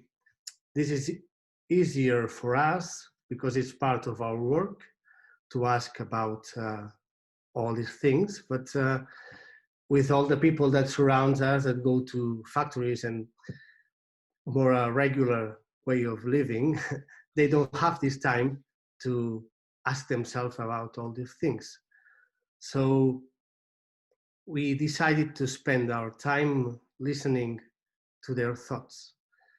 And after all this hearing and all this thinking, and it was like of a lot of inner training and asking ourselves a lot of things. Like 1 or 2 months ago, we start feeling the need to explode, to go outside. So then we started slowly training and going again to the outside, trying to let all the things that we have now inside, just finding the way to connect there. And that's where we are now. We've been trying to work with Zoom, and in some ways works, but we found, myself particularly working with theater, I found some limits, because I've been working with Chekhov and this kind of great texts, and you can go somewhere, but then I feel that it's not really theater. What I find, there's some energetic thing that it's missing here, and then I go more in a cinema thing, which is good, but it's different. And I'm still thinking about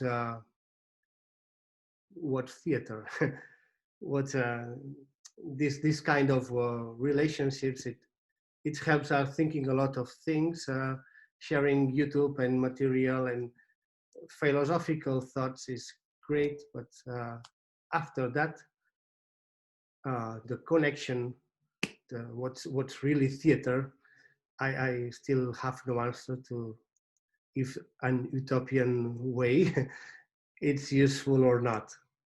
At least it's great to hear that, well, some of the thoughts are worldwide happening at the same time, and most of the problems also. So I think that's what we have here to share, and maybe later talk about. Thank you so much, Jordi. Welcome. I would like to spend a few words about Jordi Perez, Alvarosa, and Compagnia Sargantana. As you know, we have organized this meeting at the very last moment as a moment of closure of our festival. So there are some people joining since the beginning, and they have a very professional presentation and introduction from Jesus. And there are people joining later, and they will have my friendly presentation. So Jordi and Alba are dear friends. We are collaborating since years. They have done extremely excellent work in managing this theater in Barcelona, where we have been 2 times, and they are facing now a big change, leaving the theater and starting something new. And we were talking with Francesca yesterday because we were all worried about traveling.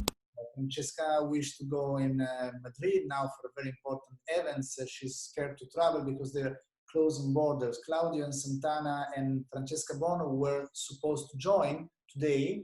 They are Chilean and they are stuck in Italy. They lost for the 2nd time their flight to Santiago because they canceled the flight to Madrid.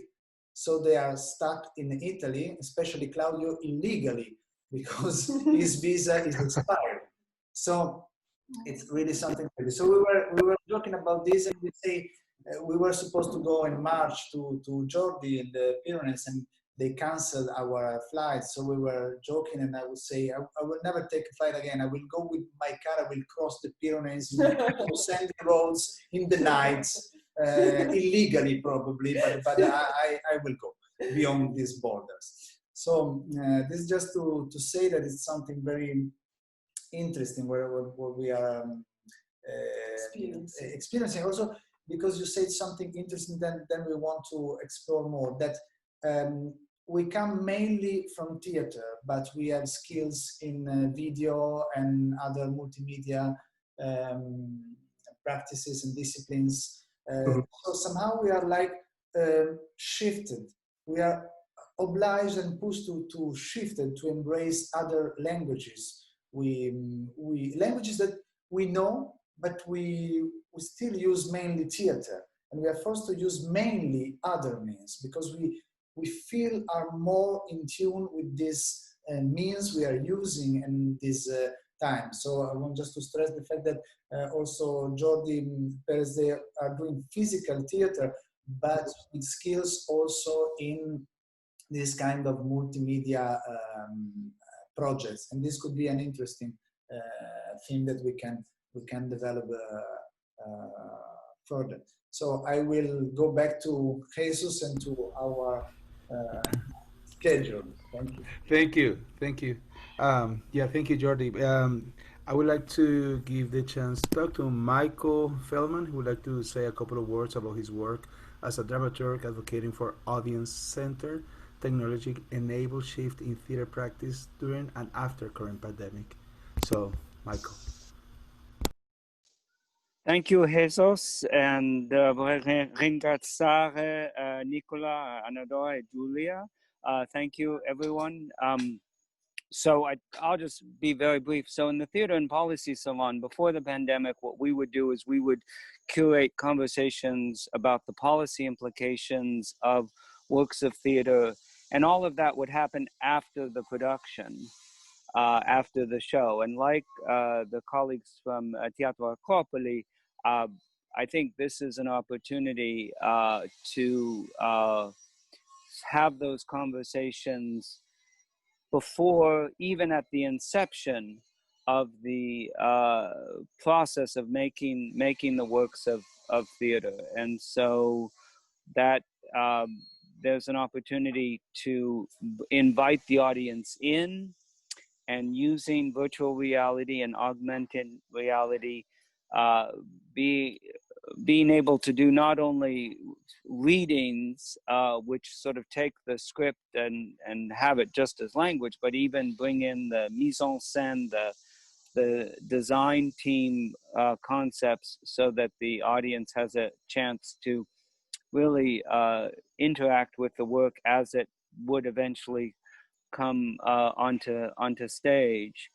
And the other piece is that as we think about why we're doing the art, as so many people mentioned today, there's an opportunity to ask the audiences early in the process and have, for example, audience seeing the table work, an audience seeing maybe a first read, an audience seeing the stages of the production, and depending on when we're able to go live, perhaps there's some sort of a hybrid situation where you have an audience that's there in real life and an audience that's online. And I think what's important for my work is being able to start to engage the audience on the policy and political themes of works of theater at the beginning of the production process. And I've seen colleagues start to do this as well, and it's partly just a practical way to keep engaged with audiences when we're not able to produce live productions at this time in places like the United States. And so I think that's the advantage now, but I think it's also something that I think we want to hold on to. Talk about borders. There's the border between the pandemic and after the pandemic. And I think crossing the border after the pandemic, I would argue that a lot of the innovations that you all have developed and our colleagues have developed, I think we want to keep those because they allow for a deeper engagement of the audience with our theater works, and also they create a greater accessibility in terms of geography, in terms of age, in terms of physical ability. Again, thank you so much. Wonderful presentations. I appreciate the opportunity. Grazie a tutti. Thank you very much, Michael. Thank you, Michael. Thank you so much. It was a pleasure to meet you again. And I think it's very important also to stress the fact of the audience.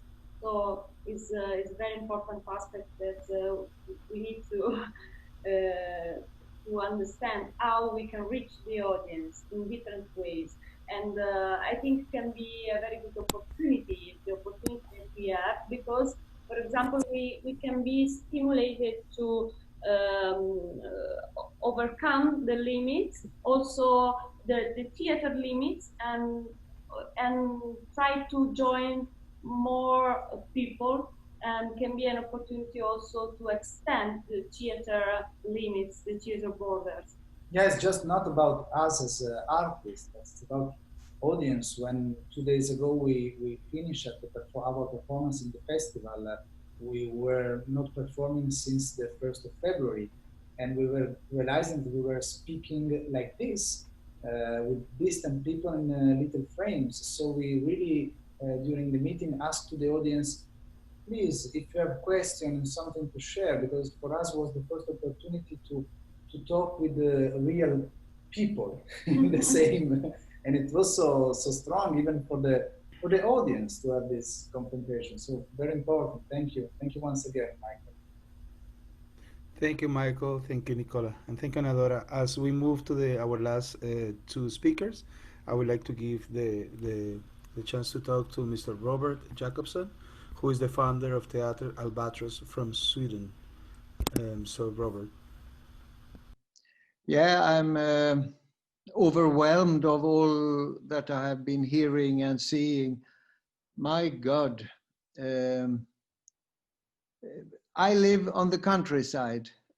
Our theater is based in the forest in Sweden, 50 kilometers to the nearest town.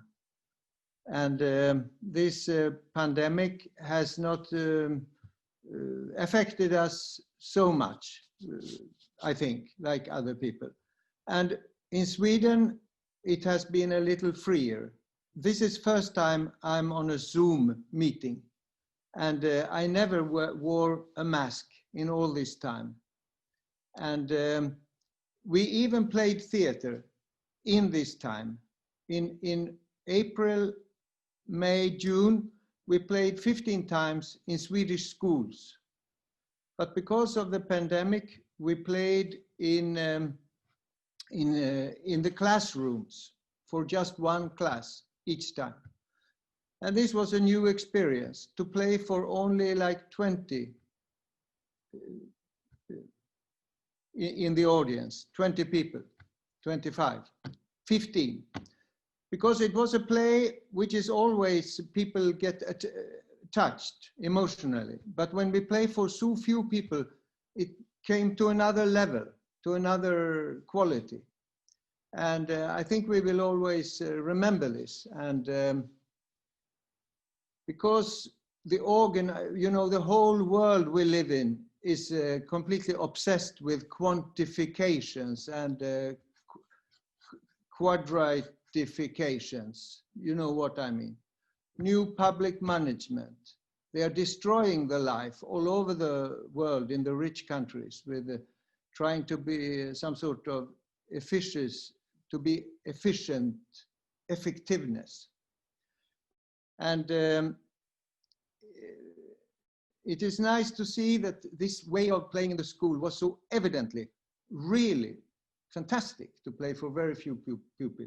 We became friends with those people because we were also talking. It's a play about the Holocaust, about the Second World War, and then 1 hour with like 15 people in the audience, and they are young. You quickly get strong relations. What can I say more? Yeah, here has been many things you have been talking about. Really, my God, fantastic.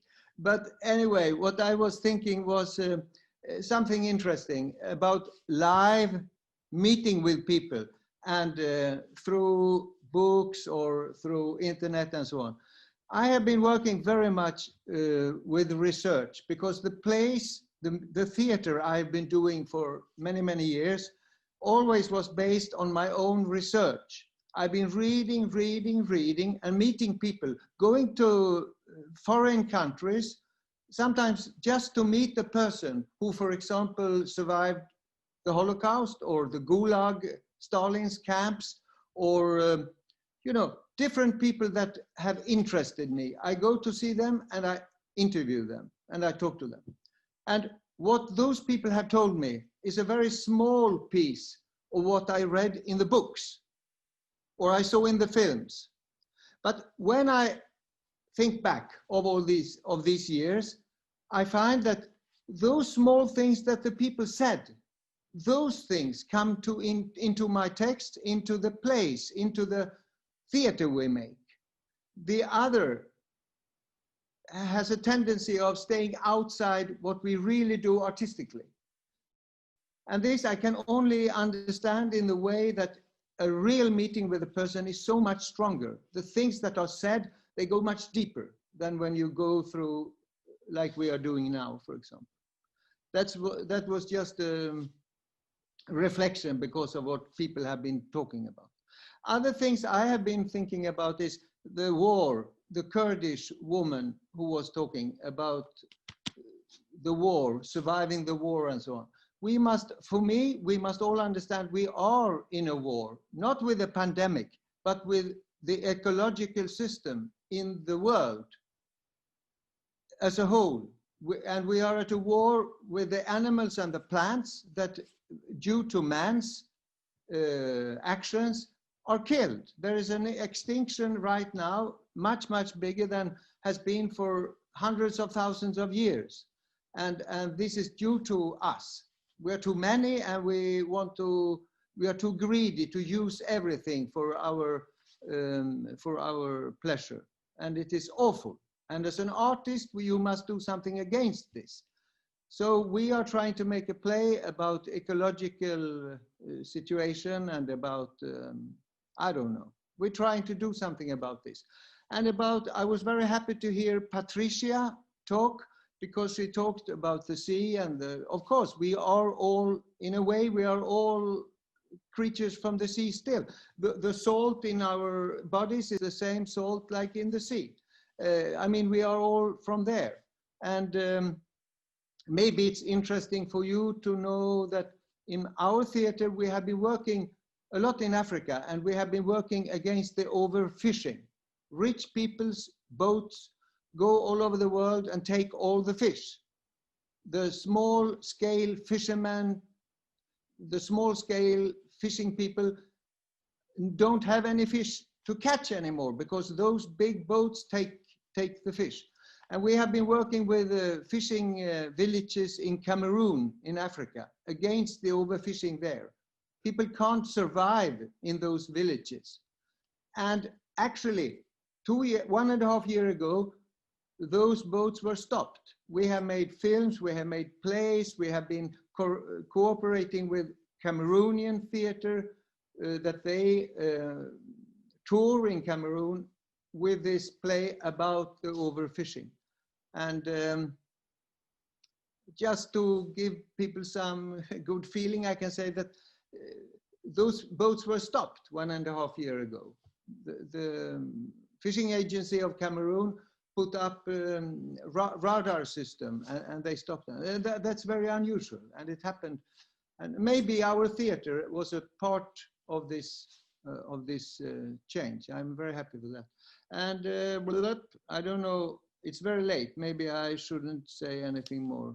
I think it was a big experience to be with you. And you're all welcome here. We have a house with 23 sleeping rooms and 2 big rooms, 100 square meters for work. We have a big, big garden and a whole forest and a big river just outside. And no people, but here are dreams, many big dreams. Welcome. Thank you. Thank you, Robert. Thank you. I think your invitation has excited all of us. I think that if we would like to have a next meeting, will be close to you. Yeah, I need to spend some few words about this magic place, which is Tocalinga. This old school transforms in a theater and arts center, because we have to admit that when it's August and it's too hot in Italy to work physically, we escape to Sweden. We always call Robert and we go to cook some Italian food in Tocalinga and to rehearse and to train in Tocalinga. And this year, because of the pandemic, was impossible. I mean, it was not impossible, but maybe more difficult. So it's really a place you have to know. It's real. We have developed many dreams in that place. So many of our performances were born in there. The first idea were born into the Nordic lights entering in the rehearsal room. And so it's our honor, Robert, to force you to enter for the first time in Zoom. And thank you so much for your contribution. Thank you, Robert. Okay, our last speaker is Carmen Gutierrez Delgado. Carmen is actress, creative musician, graduated from education in the Complutense University of Madrid. But Nicola and Dora, I don't know if you want to introduce also Carmen as our last speaker. So Carmen is a new guest. She was attending one of the events of our festival, PerformAzioni, in the church 2 days ago. She got interested in this project and she was asking if it's possible to participate. And as you know, Beyond Borders, it's an open project. I mean, we are working with a small group, but the idea is that this small group is something that can be in touch with a wider range of people. So we invite Carmen to join, and she will tell us a bit of her work and research. It is Carmen here, do you think? Oh, there she is. Hey, Carmen, you're a microphone.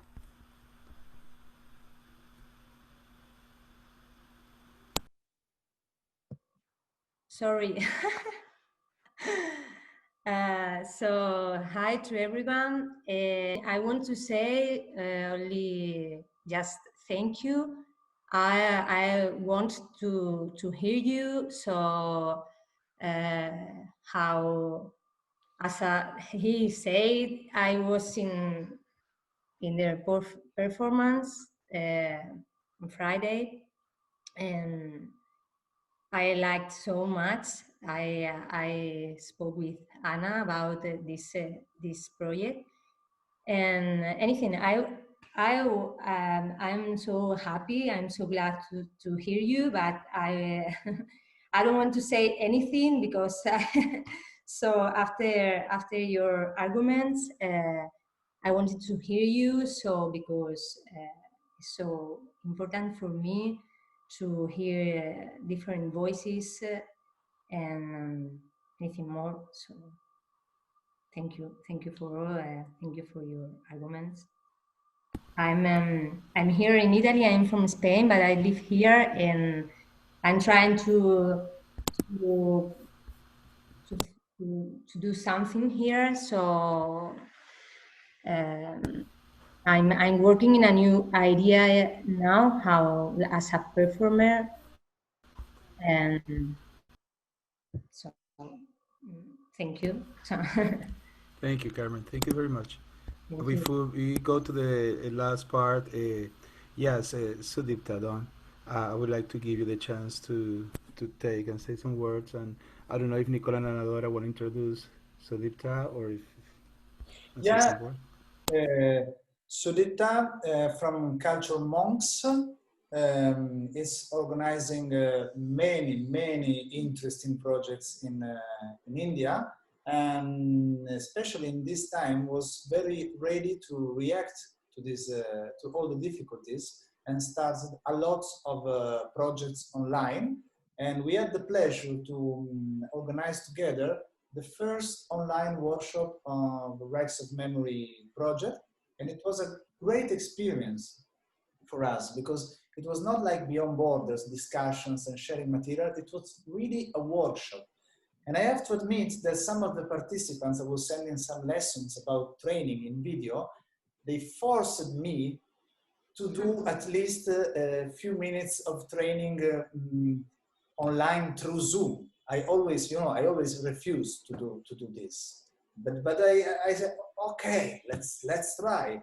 And it was an amazing experience because we had to be in touch with different screens, to be in connection.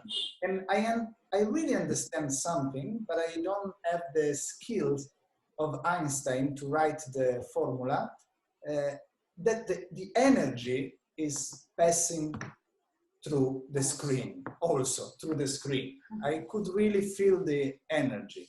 So I don't know how to write the formula, but it's something like Einstein was writing about energy. So it was a great experience. And it's very active. Sudipta is doing lots of things. I invite you to follow the activities of Cultural Monks, and I give the words to Sudipta. Thank you for joining.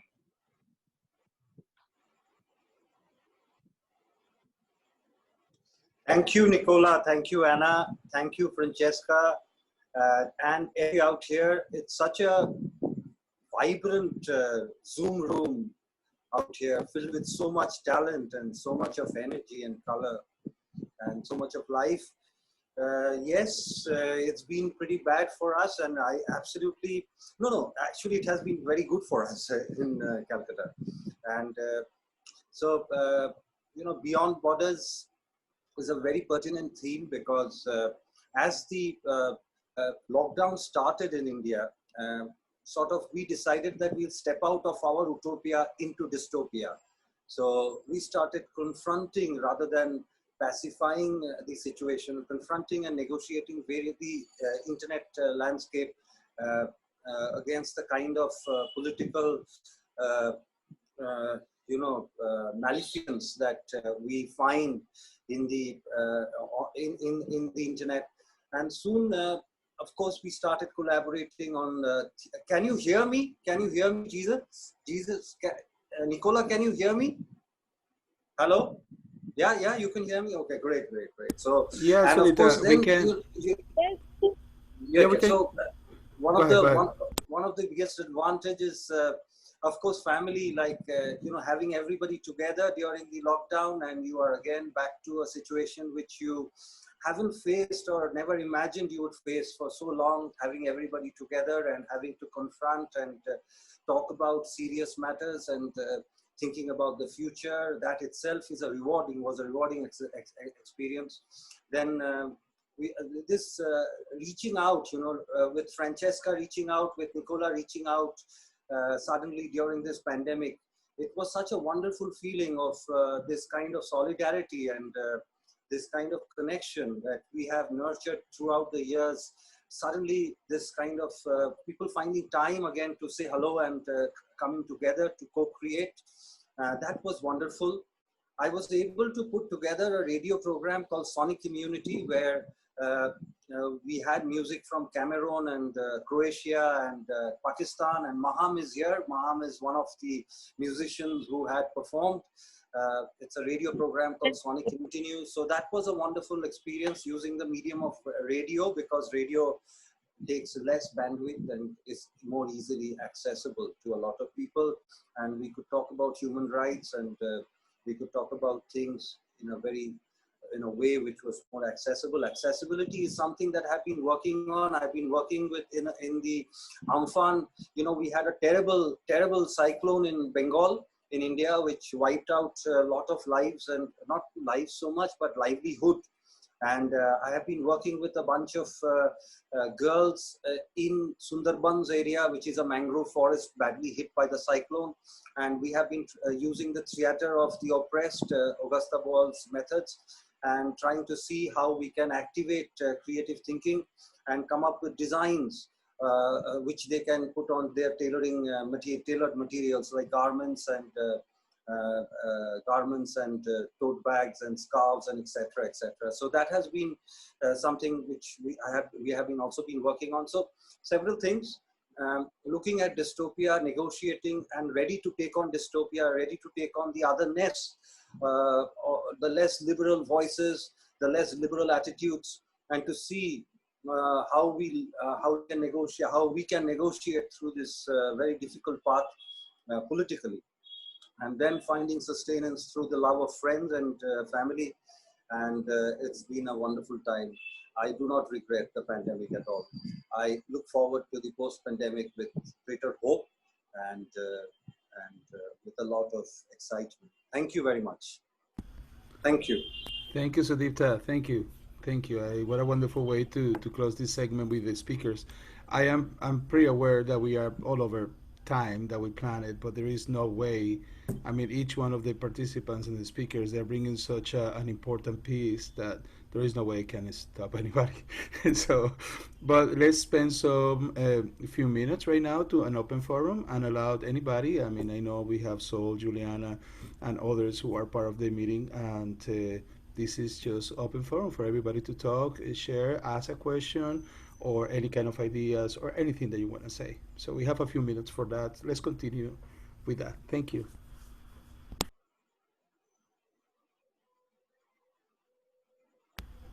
If you feel like saying something, you can unmute yourself and speak. That's very informal. Yeah, especially the participants of Beyond Borders, if you want to briefly introduce yourself and share something, Juliana, Anna, if not, everybody else. Now it's open discussion. I just want to thank you again to be here, because since I founded Aquamater and I have been working for the waters, for the ocean, I have not given a talk to people from the performing arts. And it's weird because these are my roots, you are my tribe.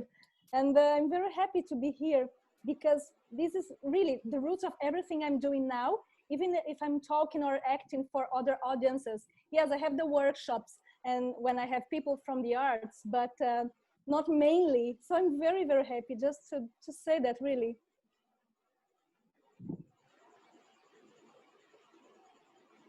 Yeah, Robert, remember to unmute your microphone. Now it's finished. Yeah, dear Patricia, I'm happy I heard you these things. maybe it's interesting for you to know, I have worked many years with the problems of the sea, with the theater, and I made different plays, and we played in many countries. And also, like I said, it has to do with Cameroon. So in Cameroon, we have been collaborating with fishing villages and the chiefs of the fishing villages and the people in the fishing villages. And we made scenographies in the fishing villages together with women and men and children and whatever. And yeah, it has been, for me, the sea is so basic for the life, for the value of life. The water, the streams, the rivers, the sea. It was nice to meet all of you, but it was special for me with that you were so into the sea. Let's keep contact. Yeah, that's all.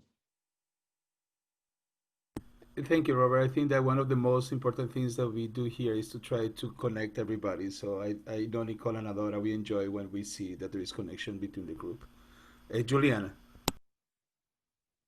I don't want to say so much, but I'm very happy to be part of this project. And I think the most important thing is that, as I said to Instabili, I feel like a nomad because I'm from Brazil, but I live in Mexico City. I've been traveling all around the world, and I never feel like I have like roots. I feel like I'm just, you know, I have something from here, something from there. I don't feel like I have an identity. I feel like I have a lot of identities, and I think all of the artists have a little bit of this. And it's very nice to hear that, you know, it's kind of a new humanity, because all of us are like traveling, and all of us are beyond borders, and we have our like nationality, but that doesn't mean anything. And so it's very nice to know that we are getting together and creating like a new identity as an artist. And I think all of this pandemic is also part of like understanding ourselves in this new way. And I think we're just evolving and hopefully becoming better human beings. That's all I have to say. Thank you, Julian. Yes, Sol. Hi. Oh, I have many things to say, but it was wonderful to listen to everyone. And it's really strange for me because we are officially in Argentina since 6 months in lockdown, which is a lot of time. But actually my lockdown started before, because I became mother in October. So I have a baby, and it starts with a 4 months baby, and now she's like almost 11 months. So I was broken, and my identity as an artist was broken before. So then we started the lockdown, and was like, what to do? Because I don't know what to do. I'm a mother. I don't know what to do in my life, like in my day-by-day life. And I have no idea what to do as an artist. My last time in a bus was 1 year ago. So I really, I feel totally lost. And I got an invitation of Emma Bonizzi from Song of the Goat Theater to start to sing. And we start to sing. So was Nicola was saying that we start with a short, like a warm up at home. And it was really strange because in one house it was night or day, or and I moved the chairs and the tables in my house, and we started to move at home, and we started to sing, just to sing Russian song. And then she decided to make to edit this. To find a way to sing together, but we realized that was impossible because of the delay was totally. So we start to put on silence the microphones, and we were singing together, but we couldn't listen to each other. And but then she decided to make a movie. So we were singing, but we record separate, and then we make an edition because was not another possibility to do. And it was my first contact with people after I became a mother, and after like almost 1 year and a half, because pregnancy was not possible during the pregnancy was not possible to make a training, but I decided to continue the training with my voice. And 1 year ago, I made a circle of voices with all the women of my family to take the power of them to give birth. So it was really strange because my first contact was with voice after I became a mother, and my last contact was also with the voice. And when I was just to try to do it like not too long, but when I arrived to the hospital, all the doctors they say that was not possibility to give birth, that I have to go to cesarean. I don't know how to say in English, but I think. So I say, no, please, I want to try it, and leave me to try. And they say, okay, but so I start to sing, and I start to call of the memories of the women of my tree, of my genealogy. And I was singing and shouting and singing, and asked to my body to work, because I have these memories in my body. So it's happened. After like 8 hours, it's happened. And I was the mad woman singing in the hospital and shouting.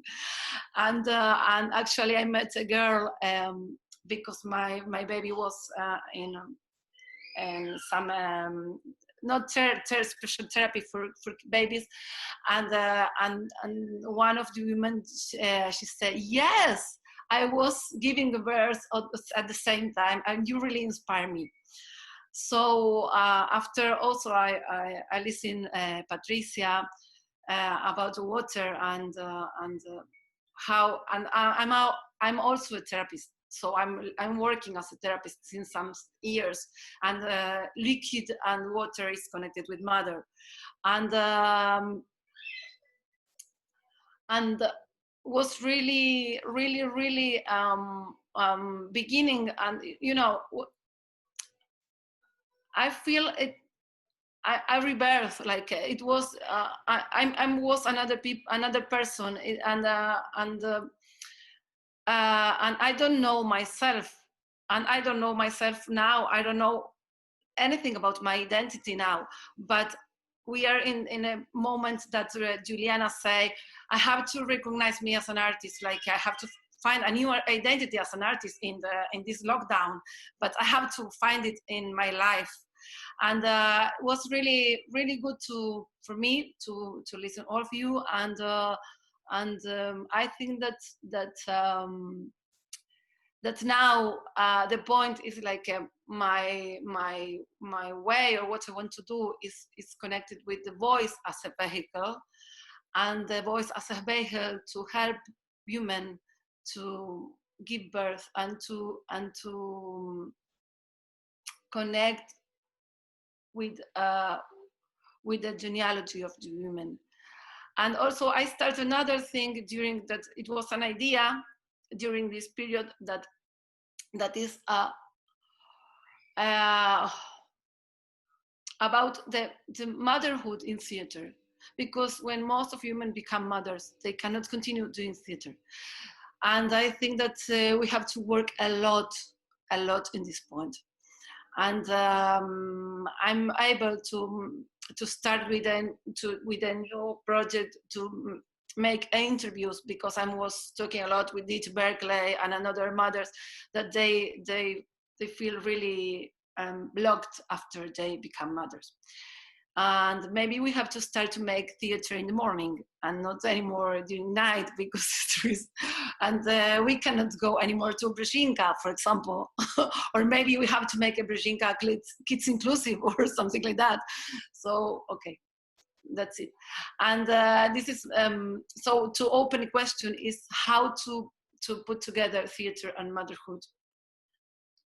And this is the border for me. Thank you to everyone. Thank you, Sol. Thank you, Sol. I appreciate very much you sharing that. Again, it's so much that we can go in so many ways. It is difficult for me to start gathering. I think that Anna would like to share some thoughts, and I think that we should get close to, because we are now in 2 hours and a half, and after Anna, maybe we should just close the session. I think it's important also to recognize the moment. So Anna, please. Thank you. I just want to thank everybody, because all of you inspire me, and I'm really identified with Nigar, because she said about staying at home doesn't mean not working, and maybe some of you, like me, got a lot of frustration about not to work with other people and not to present to a public, or not to, I mean, I felt so like, no. But the truth is that this make a lot of opportunities to connect with other people around the world, like you. I would never hear people of you if this thing wouldn't happen. Or for example, I met an incredible dancer that is working with my body now, and I met her because of the lockdown, because I'm not like a social networking person. I think you already know I'm very bad with technology, and because of this I had to connect with people in this way.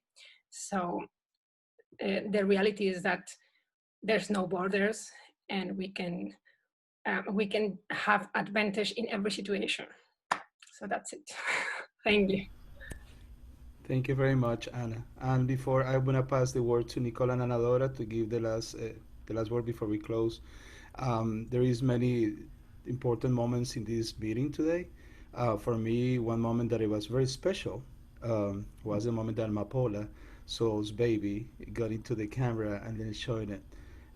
To rehearse now and seeing my actors and my colleagues with the families around, we are rehearsing, and with the kids, it reminds me the bigger lesson that I have, and after all this time, is that life is life, and everything is more simple. We need to just give space to life. Is what you guys were talking about, to go inside. I realized my technique, or what I thought of my concepts, were the borders and the frontiers that I was holding, and they don't bring any value anymore. So right now is the action of letting go for me and give space to life, like the appearance of Amapola in the middle of this conversation. Amapola was for me life in this moment. So I just want to point that. Nicola and Dora, please. And let me thank you for creating this space. Thank you for inviting me to co-host this meeting with you guys. We keep growing together since we met years ago, and I'm looking forward for the next steps. Thank you, Jesus. Thank you, Jesus, for your cooperation, and thank you, everybody, for being here. We just want to say that Beyond Borders project is going on, and as we said in our performance, we don't know where this new journey, this only possible journey, trip, will lead us, but we know we are not alone, absolutely not alone. And we know that maybe we can't do a revolution, it's the last sentence of the text we wrote about Beyond Borders, with theater, but we can feed the seeds of revolution and changing in people, and we can keep on creating utopias. So thank you, everybody, for joining. We'll be in touch. I think that from this meeting will start new connection in between you, but there will be a further occasion to meet again with you and with other people who will join this project. Thank you so And much. thank you so much, Jesus, to connect all all these people and to guide us in this journey also. I have some one argument to Nicola. Every year we can arrange this online together, Vienna border, when your festival is going on. Must be. Wow, yeah. Yes. Yeah, it will be done. Thank you so much Thank you to so everybody. much. Okay, thank you everybody. Thank you. Muchas gracias. Bye. Bye. Thank you.